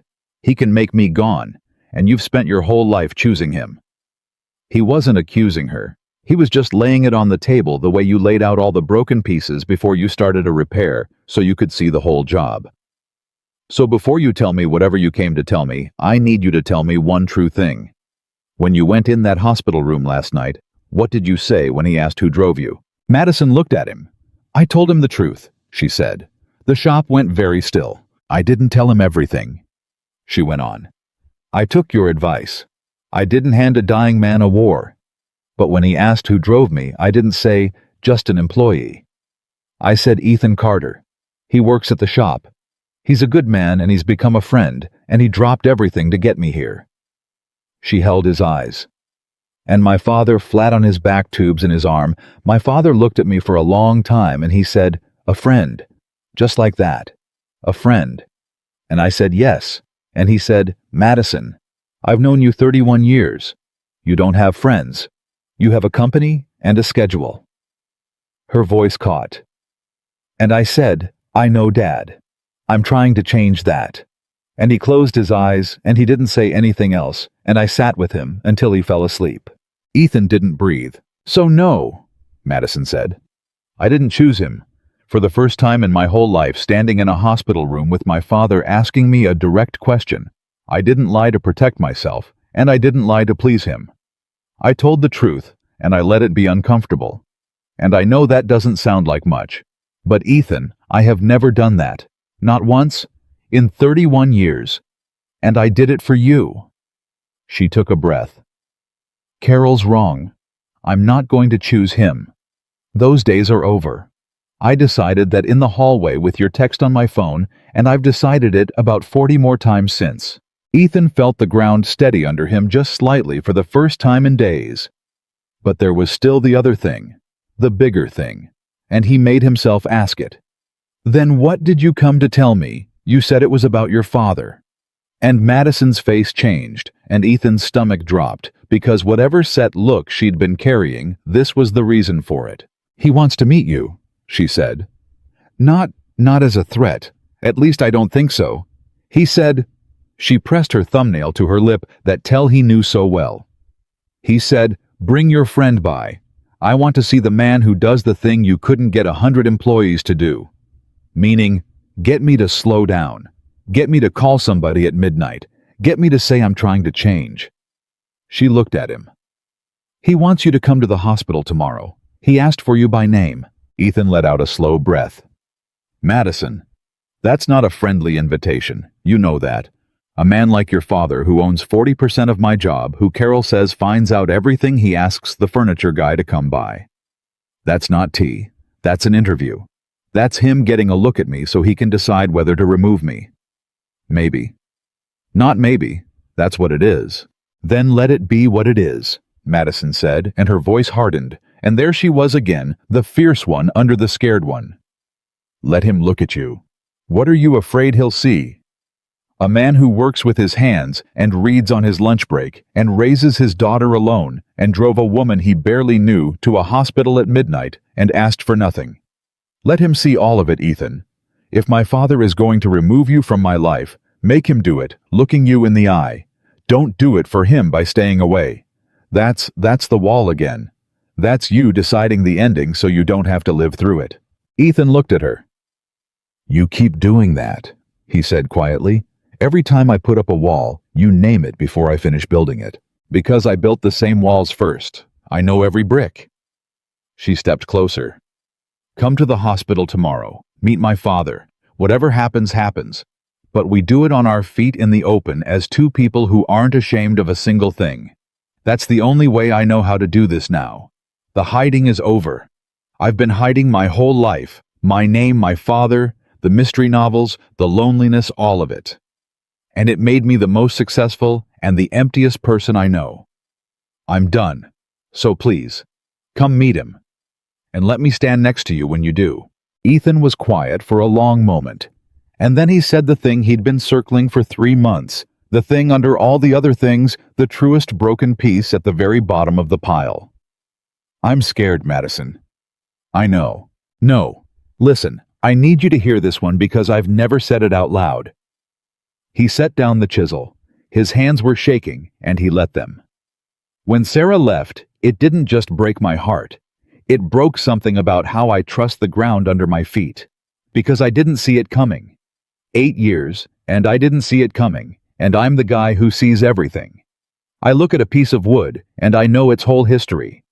I looked at my own wife across the dinner table every night for 8 years, and I did not see that she was already gone. And that's the thing that broke Madison. Not that she left, that I didn't know. That I could be that wrong about the most important thing in my life." His voice cracked. "So, when I look at you and everything in me is screaming that this is real, that you're real, that what I see when I watch you is the truth, there's this other voice that says, you thought that about Sarah too. You were sure about Sarah too, and you were wrong. And I don't know how to shut that voice up. I've tried. I can't." Madison's eyes filled. "So it's not really about your dad or Carol or Grant or the 40%, Ethan said. "Those are just the reasons I hand people. The real thing is I don't trust myself anymore. I don't trust that I can tell what's real. And if I'm going to bet my daughter's heart on it, I have to trust that. And I don't.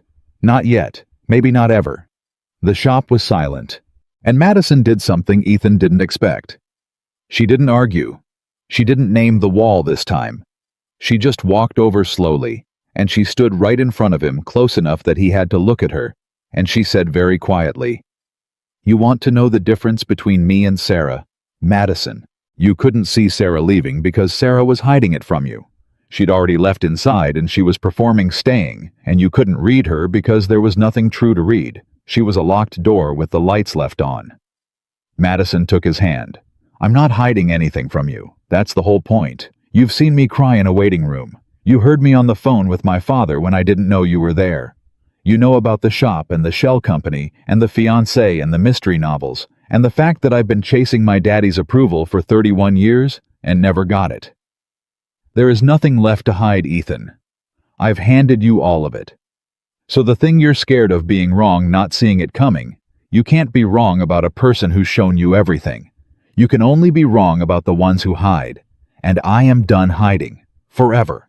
That's the difference. Ethan stared at her, and he understood that she'd just handed him the one thing he'd needed, and couldn't have named not a promise she wouldn't leave, because nobody can promise that, but something better.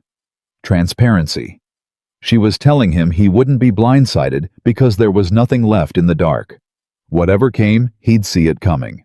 And for a man whose deepest wound was not seeing it coming, that was everything. "Okay," he said. His voice was barely there. "Okay.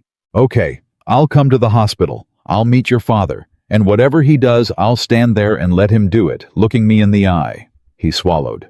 "And Madison, the thing I said in the shop, about wanting the real one. I still want it. I've been trying to take it back for a week and I can't because it's true, and you taught me to stop taking back the true things." He looked at her. "So I'm not taking it back. I want the real one, all of it. The tired one, the scared one, the one who cries in waiting rooms. I want her. I'm scared out of my mind, and I want her anyway. And Madison Cole." Madison Whitfield, the most successful and the loneliest person Ethan had ever met, put her face against his chest the way she had in the hospital. Except this time, there was no crisis at all. Just two people in an empty workshop, finally standing on the same ground, and Ethan put his arms around her and held on, and neither of them said anything, because there was nothing left that needed saying. They stood like that for a long time, and then Madison pulled back just enough to look up at him, and she smiled, a real one, not the manual kind, and she said, "There's something I have to tell you, before tomorrow, before you meet him." "Okay. When my father sold me the shop and kept 40%, I told you it was so he'd stay connected. That was true, but it wasn't the whole truth." Her smile turned rueful. "The whole truth is that he didn't think I'd last a year. He kept 40% because he was sure I'd get bored or fail or move on to the next dramatic gesture, and he wanted to be positioned to buy it back cheap and hand it to—" She paused, "to Grant. That was the plan. Sell the sentimental 60% to his emotional daughter, watch her flame out, and pass the whole thing to the protege he always wished was his son." Ethan went cold. Grant knew that. Grant absolutely knew that. That's why he showed up at the hospital. He wasn't there for me. He was there because my father had a heart attack, and Grant realized the timeline just moved up, and he needed to remind everybody that he's the heir apparent. Her jaw tightened. "And here's the part that changes everything, Ethan. That's why my father asked to meet you. It's not really about who drove me to the hospital. Grant got to him first this morning. Grant told him about you, about us, about the shop floor. My father asked to meet the man who's, and I quote, distracting his daughter from failing on schedule." She laughed, but it was hard. "He wants to look at you because Grant told him you're a problem. And my father doesn't tolerate problems. He solves them." Ethan absorbed this. The whole shape of the thing had shifted again, and it was worse than he'd thought, and somehow strangely, that made him calmer, because at least now he could see the whole job.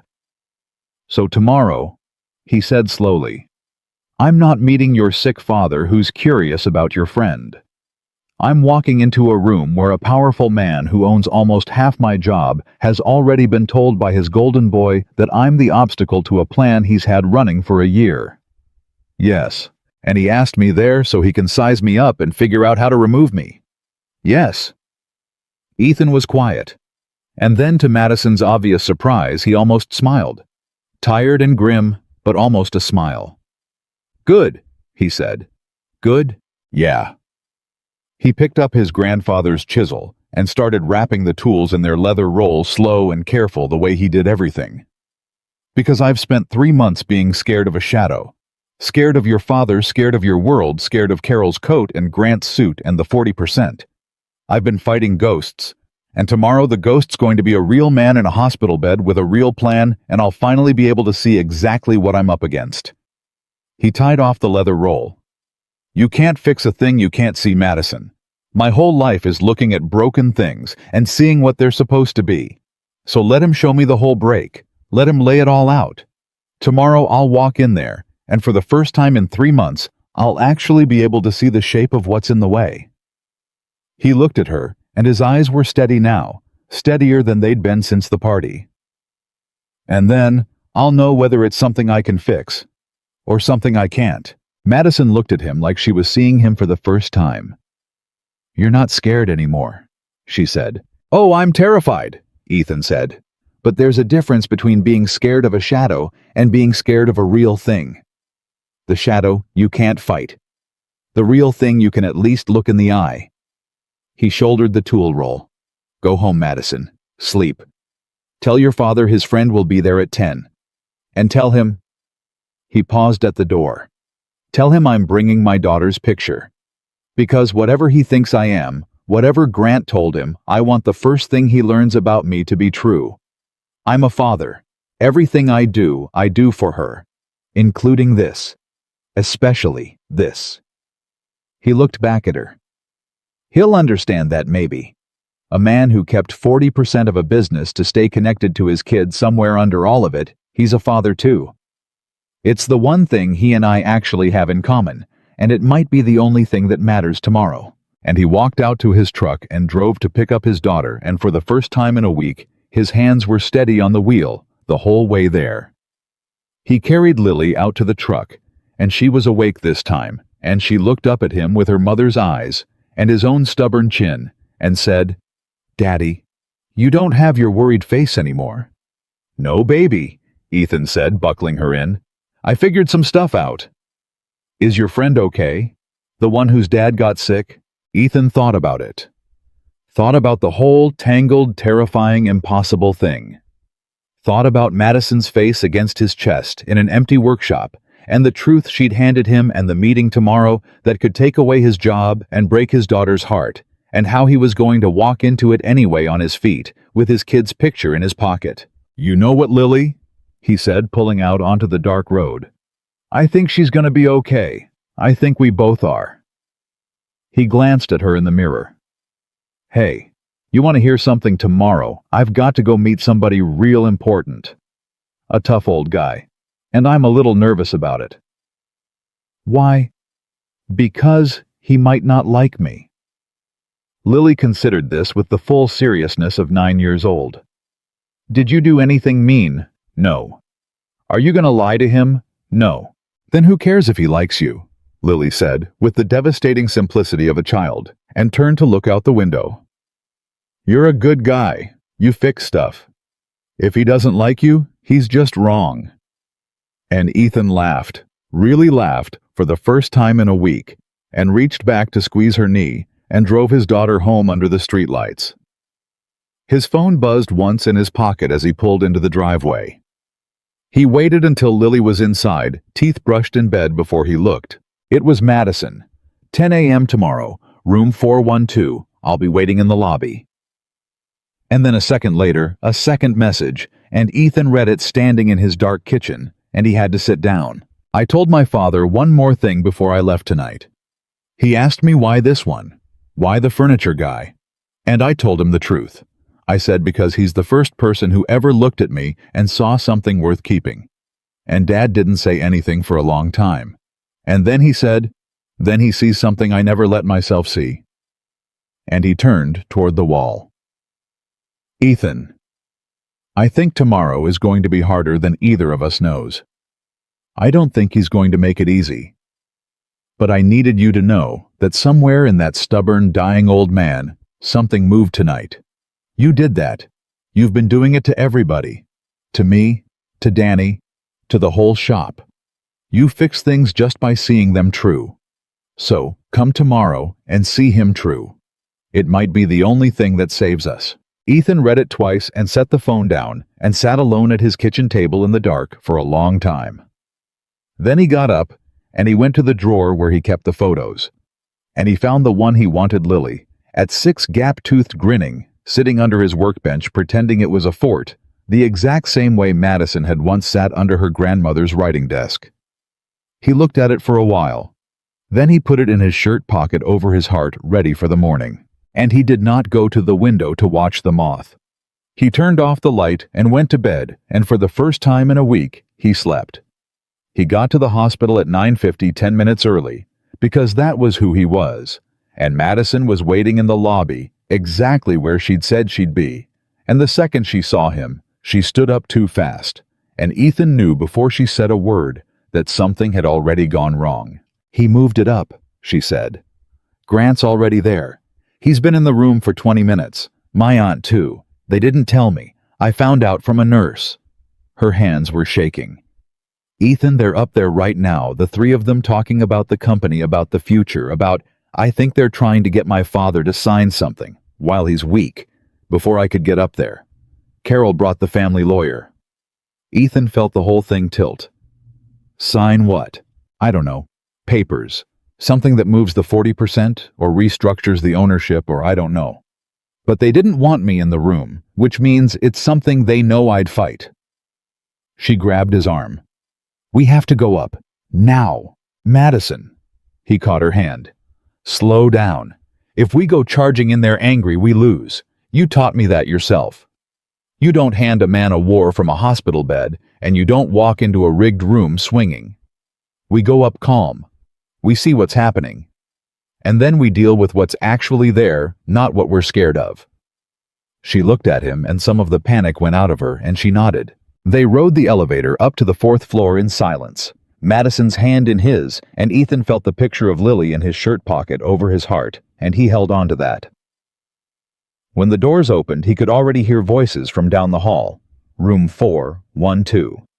Grant's smooth, easy voice, and a woman's, Carol's, and a third lower, rougher, weaker, but still hard as a fist. Harold Whitfield. They stopped outside the door. "Simplest thing in the world, Harold," Grant was saying. "You consolidate the ownership now while you can, while you're thinking clearly. You transfer your 40% into the holding trust. I get management authority over the trust's assets, and Madison keeps her 60 and her little shop, and everybody's protected. Especially her. Especially from herself. And from the furniture man," Carol added. A pause. Then Harold's voice, thin but sharp. "You've both said protect Madison about 9 times in 10 minutes. In 31 years, neither one of you ever wanted to protect that girl from anything except her own happiness." Ethan felt Madison go still beside him. "Harold." "Where's the pen?" Harold said. "You brought a lawyer. You brought papers. Give me the pen. Let's see what I'm signing." And Madison moved, but Ethan held her back, one hand on her arm, and he shook his head and he mouthed, "Wait," because he'd spent his whole life listening, and something in the old man's voice told him this wasn't over, that Harold Whitfield was doing something none of them could see yet. There was a rustle of paper. A long silence. And then Harold's voice again, and it had changed, gone quiet and dangerous. "This transfers everything to the trust. My 40%. And there's a clause here, real small, real neat, that says if Madison's 60% ever drops in value, the trust can force a buyout at fair market assessment. And who assesses fair market, Grant? Let me guess, the trust, which you'd manage. It's standard language, Harold. It's a noose is what it is. You'd tank her shop's paper value, force the buyout, and take the whole thing for pennies. And you brought it to a man 3 days off a heart attack because you figured I was too weak to read it." A rasping sound, Harold laughing or trying to. "You've been waiting for me to die for 2 years, son. You just couldn't wait the extra week." "That's not—" Grant's voice cracked, the charm gone. "Harold, you're not well. You're not thinking clearly. I'm thinking clearer than I have in years." A pause. "Carol, you knew what this paper said." Silence. "You did, my own sister." Harold's voice dropped. "Get out, both of you. Take your lawyer and your noose and get out of my room." "Harold," Carol started. "Out." And the door swung open, and Grant came out fast, his face white and furious, and he pulled up short when he saw Ethan and Madison standing right there, having heard every word. For a second, nobody moved. Grant looked at Ethan, and Ethan looked back, and Ethan didn't say anything, didn't gloat, didn't need to. "This isn't over," Grant said low. "It looks pretty over," Ethan said quietly. Grant's jaw worked. He looked at Madison. "You're going to regret this. When that shop fails, and it will fail, they always fail the sentimental ones. You're going to wish you had somebody who actually understood the business standing next to you instead of—" He gestured at Ethan. "This. Grant," Madison said, and her voice was steady and clear and utterly without fear for the first time in the whole story. "I spent 2 years engaged to you, and I never once felt what I feel standing in a hallway next to this man. You understood the business. He understands me. I'll take my chances with the one who sees me." She stepped closer to him. "Now do what my father said. Get out." And Grant went. Carol followed, and she paused in front of Ethan, and whatever she'd come to say died on her lips because there was nothing left to say. And she walked to the elevator with her lawyer and her papers and her expensive coat, and the doors closed on all of it. And then it was just Ethan and Madison in the hallway, and an open door and an old man's voice from inside the room saying, tired and dry, "Well, you two going to stand out there all day? I can hear you breathing. Come in, and bring the furniture man. I want to look at him." Madison looked at Ethan. "On our feet," she said quietly. "In the open, as two people who aren't ashamed of a single thing." "On our feet," Ethan agreed. And they walked in together. Harold Whitfield was smaller than Ethan expected. That was the first thing. In 3 years of hearing the name in a shop the man had built and named Ethan had pictured someone huge. But the man in the bed was thin and gray and old with tubes in his arm, and a monitor beeping beside him, and only his eyes were the way Ethan had imagined, sharp pale and taking in absolutely everything. Those eyes went to Madison first, then to Ethan, then slowly, deliberately down to where Madison's hand was still holding Ethan's, and back up. "So," Harold said, "you're the one." "Yes, sir." "You drove my daughter here at midnight." "Yes, sir." "And you've been, what did Grant call it, carrying on with her on the floor of my shop?" Harold's eyes narrowed. "My shop. That I built. In 1974. With these hands." He held them up thin and spotted and shaking slightly. "You know what these hands built, son?" "Yes, sir, I do. Better than most." Ethan let go of Madison's hand, not to pull away, but to step forward to face the old man on his own. "I've been restoring furniture in your shop for 3 years. I know exactly what you built. I know the joinery you taught the men who taught me. I know the way you dovetail a drawer. There's an old workbench in the back, the original one, and it's got a signature carved underneath HW 1974. I found it my first week. I've been working next to your name for 3 years. Something flickered in Harold's eyes. "You found the signature." "I look at things closely. It's the job." Harold studied him for a long moment. "Grant worked for me 8 years. He never found the signature, never once looked under the bench." A pause. "Madison tells me you knew she was my daughter. Figured it out from a phone call. She'd hidden it from a whole shop for 3 months, and you got it in one morning." "I wasn't trying to. I just heard the truth in it." "The truth in it." Harold repeated the words, slowly tasting them. Then abruptly, "Sit down, both of you. You're making my neck hurt." He gestured at the chairs. They sat. And Harold Whitfield looked at Ethan for a long, long moment, and then he said something that changed the shape of the whole room. "You want to know why I kept 40% when I sold her the shop?" "Madison told me," Ethan said carefully. "She said it was to stay connected. And she said—" He hesitated. "She said Grant told her the real reason was you expected her to fail, and you wanted to be positioned to buy it back and give it to him." Harold barked a laugh that turned into a cough. Madison started forward, but he waved her off. "That's what Grant thinks," Harold said when he'd caught his breath. "That's what Grant's always thought because Grant thinks like Grant. Everything's a position. Everything's leverage." He looked at his daughter, and for the first time his hard eyes softened, just barely. "No, that's not why. You want the truth, girl. After 31 years, fine. I'm dying by inches in a hospital bed, might as well." The room went still. "I kept 40%, Harold said, "because I was afraid that the day I sold you that shop was the last day you'd ever need me. You'd bought and sold 2 companies already without a word to me. You didn't need my money, my name, my advice. Nothing. You'd built yourself into somebody who didn't need her father at all." His voice cracked, and Ethan realized the old man was fighting tears and losing.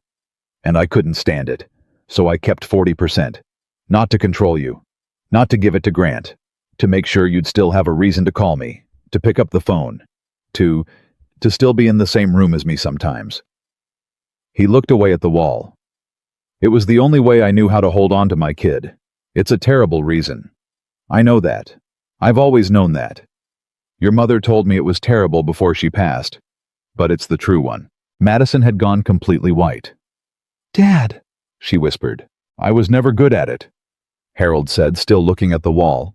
"The father thing, the soft parts. My own father beat it out of me before I was 10, and I told myself I was doing better because I never raised a hand to you, and I told myself cold was better than cruel. But cold is its own kind of cruel, isn't it? I made you into a machine because machines were the only thing I knew how to love things. I built things that worked, things that didn't need me back. And I turned my own daughter into one." He finally looked at her, and his eyes were wet. "And now I'm dying, and I find out from a hospital nurse that the one time in your life you called someone at midnight, the one time you let somebody drive you, the one time you cried on somebody's shoulder, it wasn't me. It was never going to be me. Because I never once let you learn that you could." His voice broke completely. It was him, a furniture man, a stranger, who did in 3 months what I couldn't do in 31 years. The room was silent, except for the beep of the monitor. And Madison stood up, and she went to her father's bed, and she took his shaking hand in both of hers, and she said through tears, "You could have. You still can. It's not too late, Dad. It's not. Isn't it?" "No." She pressed his hand to her cheek. "I bought your shop because it was the only place you were ever kind to me. Did you know that I bought it to get you back? The good part of you, the Saturday part. And I thought I'd failed because you kept the 40% and I thought it was a leash. But you're telling me you kept it for the exact same reason I bought it, to stay connected. We were both Dad. We were both reaching for each other the whole time, and neither of us could say it." She was crying openly now. "We're the same. That's the terrible thing. We're exactly the same. Two people who love hard and can't say a word of it." Harold Whitfield put his other hand over his daughter's, and the old man wept silently, the way men of his generation wept, ashamed and unable to stop, and for a long moment Ethan looked away to give them the privacy of it. And then Harold, without letting go of Madison's hand, turned his sharp, wet eyes on Ethan. "You," he said. "Furniture man, come here." Ethan stood and came to the bedside. "Give me your hand." Ethan held it out. Harold took it. His grip was weak, but his eyes weren't, and he turned Ethan's hand over, looked at the calluses, the stain that never fully washed out the small scars of 20 years of work. "Working hands," Harold said. "Good. I don't trust a man whose hands are soft." He didn't let go. "Now you listen to me, because I'm only going to say this once, and then I'm going to be too proud to ever say it again. My daughter is the most valuable thing I ever made, and I made her wrong. Cold. Alone. Afraid to need anybody. And somehow God knows how you looked at that broken thing I built, and you saw what she was supposed to be." His grip tightened. "That's your whole job, isn't it? Looking at broken things and seeing what they're supposed to be." "Yes, sir," Ethan said quietly. "It is. Then I'm going to trust you with the one I broke worst." Harold's voice was iron and tears at once. "But hear me. If you ever make her feel the way I made her feel, small or unseen, or like she has to earn being loved, I will find the strength to get out of this bed and end you myself. Are we clear?" "Sir," Ethan said, "if I ever make her feel that way, I'll hold the door open for you." And Harold Whitfield laughed, a real one this time, wet and cracking and genuine. And he let go of Ethan's hand, and he sank back against the pillows spent, and he said, "God, she found one with a spine. Finally." He closed his eyes. "Grant never had a spine. All charm and no spine. I knew it. I let him hang around anyway because he understood the business, and he made me feel like I had a son." His eyes opened, found Madison. "I'm sorry for that too. For all the times I made you watch me treat that empty suit like the child I wished I'd had. You were always the one. I just couldn't say it. I couldn't ever say it. Say it now, Madison whispered. Harold looked at her. You were always the one, he said. I'm proud of you. I've always been proud of you. I'm sorry it took a heart attack and a furniture man to get it out of me. He squeezed her hand. Now, both of you, get out of my room. I'm old and I'm tired, and I've done more feeling in 10 minutes than in 10 years, and I need to sleep it off. But he was smiling when he said it. And Madison, that transfer paper, the one Grant brought. Bring my lawyer back tomorrow. My real lawyer, not Carol's snake. I want to change some things. I want to give you the 40% free and clear. No trust. No strings. No leash. His eyes closed. It's yours. It was always going to be yours. I was just too scared to let go of the last thing that made you call me. And Madison bent and kissed her father's forehead, and the old man was asleep before she straightened up, and she stood there a moment looking at him. And then she turned to Ethan, and her face was wet and broken open, and more alive than he had ever seen it. They walked out of the hospital together into the morning, and neither of them spoke until they reached the parking lot, and then Madison stopped and turned to him and said, You did it again. You walked into the worst room of my life, and you fixed it just by seeing it true. I didn't fix anything, Ethan said. That was all him. That was 31 years finally coming loose. I just happened to be standing there. No, she shook her head. He came loose because you were standing there. Because you're the proof, Ethan. You're the living proof that somebody could look at the thing he broke and want it anyway. And once he saw that was possible, once he saw it standing in his hospital room holding my hand, he couldn't keep pretending it wasn't possible for him too. She stepped closer. You don't just fix furniture. You fix people. You've been doing it to me since a backyard party 3 months ago when you looked at me too long and wouldn't look away. Ethan looked at her. I have to tell you something, he said. And I've been trying to figure out how to say it since last night. Okay. That voice, the one that told me I couldn't trust myself, the one that said I was sure about Sarah too, and I was wrong, so how could I trust that I'm right about you? He swallowed. It's gone. It went quiet somewhere between the hallway this morning and right now, and I figured out why. It's because I finally understand the difference you were trying to tell me. I couldn't see Sarah leaving because she was hidden. But I've spent 3 months watching you, Madison, and I've never once been surprised by you. Every single thing I've learned about you, the shop, your dad, the fear, the loneliness, the mystery novels, it all fit. It all made sense. You've never once been a locked door with the lights on. You've been an open one the whole time, and I was too scared to walk through. He took her hands. But I walked through today. In that hospital room. And I saw the whole thing all the way to the bottom, and there was no surprise waiting for me. Just you. All the way down. And I'm not scared of it anymore because a man can't be blindsided by somebody he can see completely.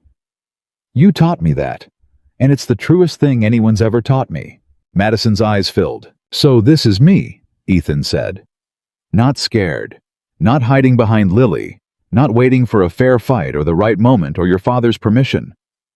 Just me standing in a parking lot telling you I'm in. All the way. The tired one, the scared one. The one who cried in a waiting room. I want her. And I want to build something with her slow and careful, the way you build a thing that's meant to last. On equal ground. Not boss and employee. Not rich and poor. Just two people who found each other and decided to be braver than their reasons. And Madison Whitfield, who had spent 31 years learning that she had to earn love and could never quite manage it, looked at the furniture man in the parking lot, and she understood at last that here was the one person who was offering it to her free and clear. No trust, no strings, no leash. The same words her father had used about the shop, the same gift finally from the two men who'd both loved her without knowing how to say it. Yes, she said. All the way, yes. And she kissed him there in the hospital parking lot in the morning light, and it was not the careful held-back thing they'd both been managing for 3 months. It was two locked-up people finally letting go at the same time. And it held everything they'd been unable to say since a backyard party in September. And when they finally broke apart, they were both laughing and both crying. And Ethan pressed his forehead to hers and just breathed. The weeks after moved fast, the way good things do once you stop fighting them. Harold Whitfield changed his will and his ownership papers within the month, exactly as he'd promised. The 40% transferred to Madison free and clear, and a note in his own shaking hand, paperclipped to the documents that said only, "Now you don't need a reason to call, but call anyway." And she did. Every Sunday, and then more than Sundays, because it turned out that once the leash was gone, the connection they'd both been faking a reason for was real all along, and it grew slow and careful, the way a father and daughter relearn each other after 31 years of getting it wrong. Grant left Savannah. Word went around that he'd taken a position with a firm up north, and nobody at the shop missed him. And Harold never spoke his name again, except once, when he told Madison, "The best thing that empty suit ever did for me was force my hand. If he hadn't brought that noose to my hospital bed, I might have died without saying the true thing to you." So, there's that. Carol sent a card at Christmas. Nobody was quite sure how to feel about it, so they let it be. And Madison did the thing she'd told Ethan she would do back at the very beginning. In a hospital garden, she made it fair. She restructured the shop so that no one person had authority over Ethan's department. She was still the owner, but she was no longer his boss in any way that mattered, and she made it public, and she made it clean, because she'd meant what she said. If this was going to be real, it had to be on equal ground, not hierarchy. The men at the shop took it about the way you'd expect. Danny grinned for a week straight, and Pearson said, "About damn time."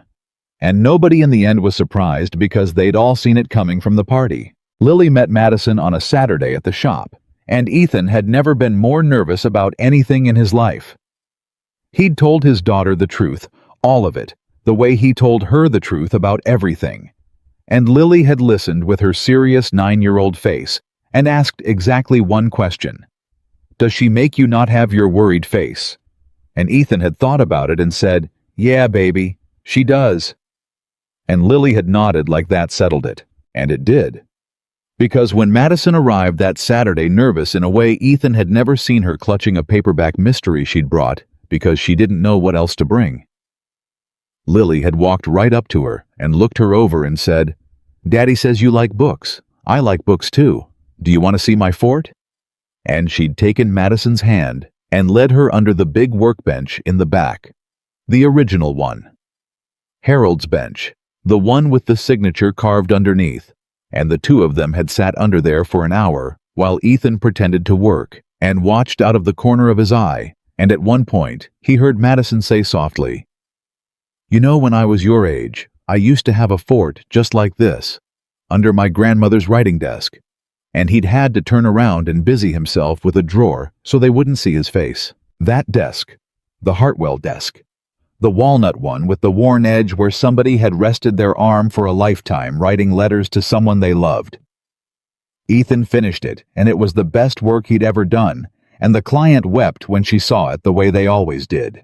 And months later, on a Saturday in spring, Ethan found another desk. He'd put out word quiet through every dealer and estate seller and picker. He knew a description he'd gotten from Madison in 100 small details. The kind of desk her grandmother had, the one that got sold in an estate sale before she was old enough to stop it. The one she'd been looking for her whole life. And a picker in Macon, near where Ethan's own grandfather had had his shop, turned one up. It wasn't the exact one. There was no way to know if it was the exact one. But it was the right kind, the right age, the right honey color with a worn place on the right edge where somebody had rested a forearm for years while a hand moved across the page. He restored it himself after hours alone the way his grandfather had taught him. And he gave it to her on her birthday, and when Madison saw it, she went absolutely still. And then she sat down under it right there on the workshop floor, the way she had as a little girl, the way Lily did now, and she cried. And Ethan sat down on the floor next to her, and Lily climbed under there too, and the three of them sat under a 100-year-old desk in a furniture shop that a lonely man had built in 1974 to hold on to something he loved. And Ethan understood finally and completely that he had spent his whole life learning to look at broken things and see what they were supposed to be, and that he had done it at last with his own life. Because the truth was, the thing Madison had whispered in his ear at a backyard party 3 months and a whole lifetime ago. She'd said, "I know what you're thinking." And she'd been right. She'd been right about all of it, about the loneliness he wouldn't name, and the wall he wouldn't lower, and the want he'd spent 3 years pretending he didn't have. The most dangerous feelings had never been the forbidden ones. The most dangerous feelings were the ones he refused to admit even to himself. And the bravest thing he ever did was finally stop refusing. Ethan Carter had a rule once, and the rule was simple. Keep your head down, do good work, and never, ever want something you couldn't have. He doesn't live by that rule anymore. He lives by a better one now. One he learned from an old man in a hospital bed and a woman under a desk and a 9-year-old with her mother's eyes that the things worth having are exactly the things you're most afraid to reach for, and that a life built to avoid getting hurt isn't a life at all, just a very safe and very empty waiting room. And Ethan Carter is done waiting. He reached for the thing he was afraid of, and he held on, and it held him back. And that has made all the difference.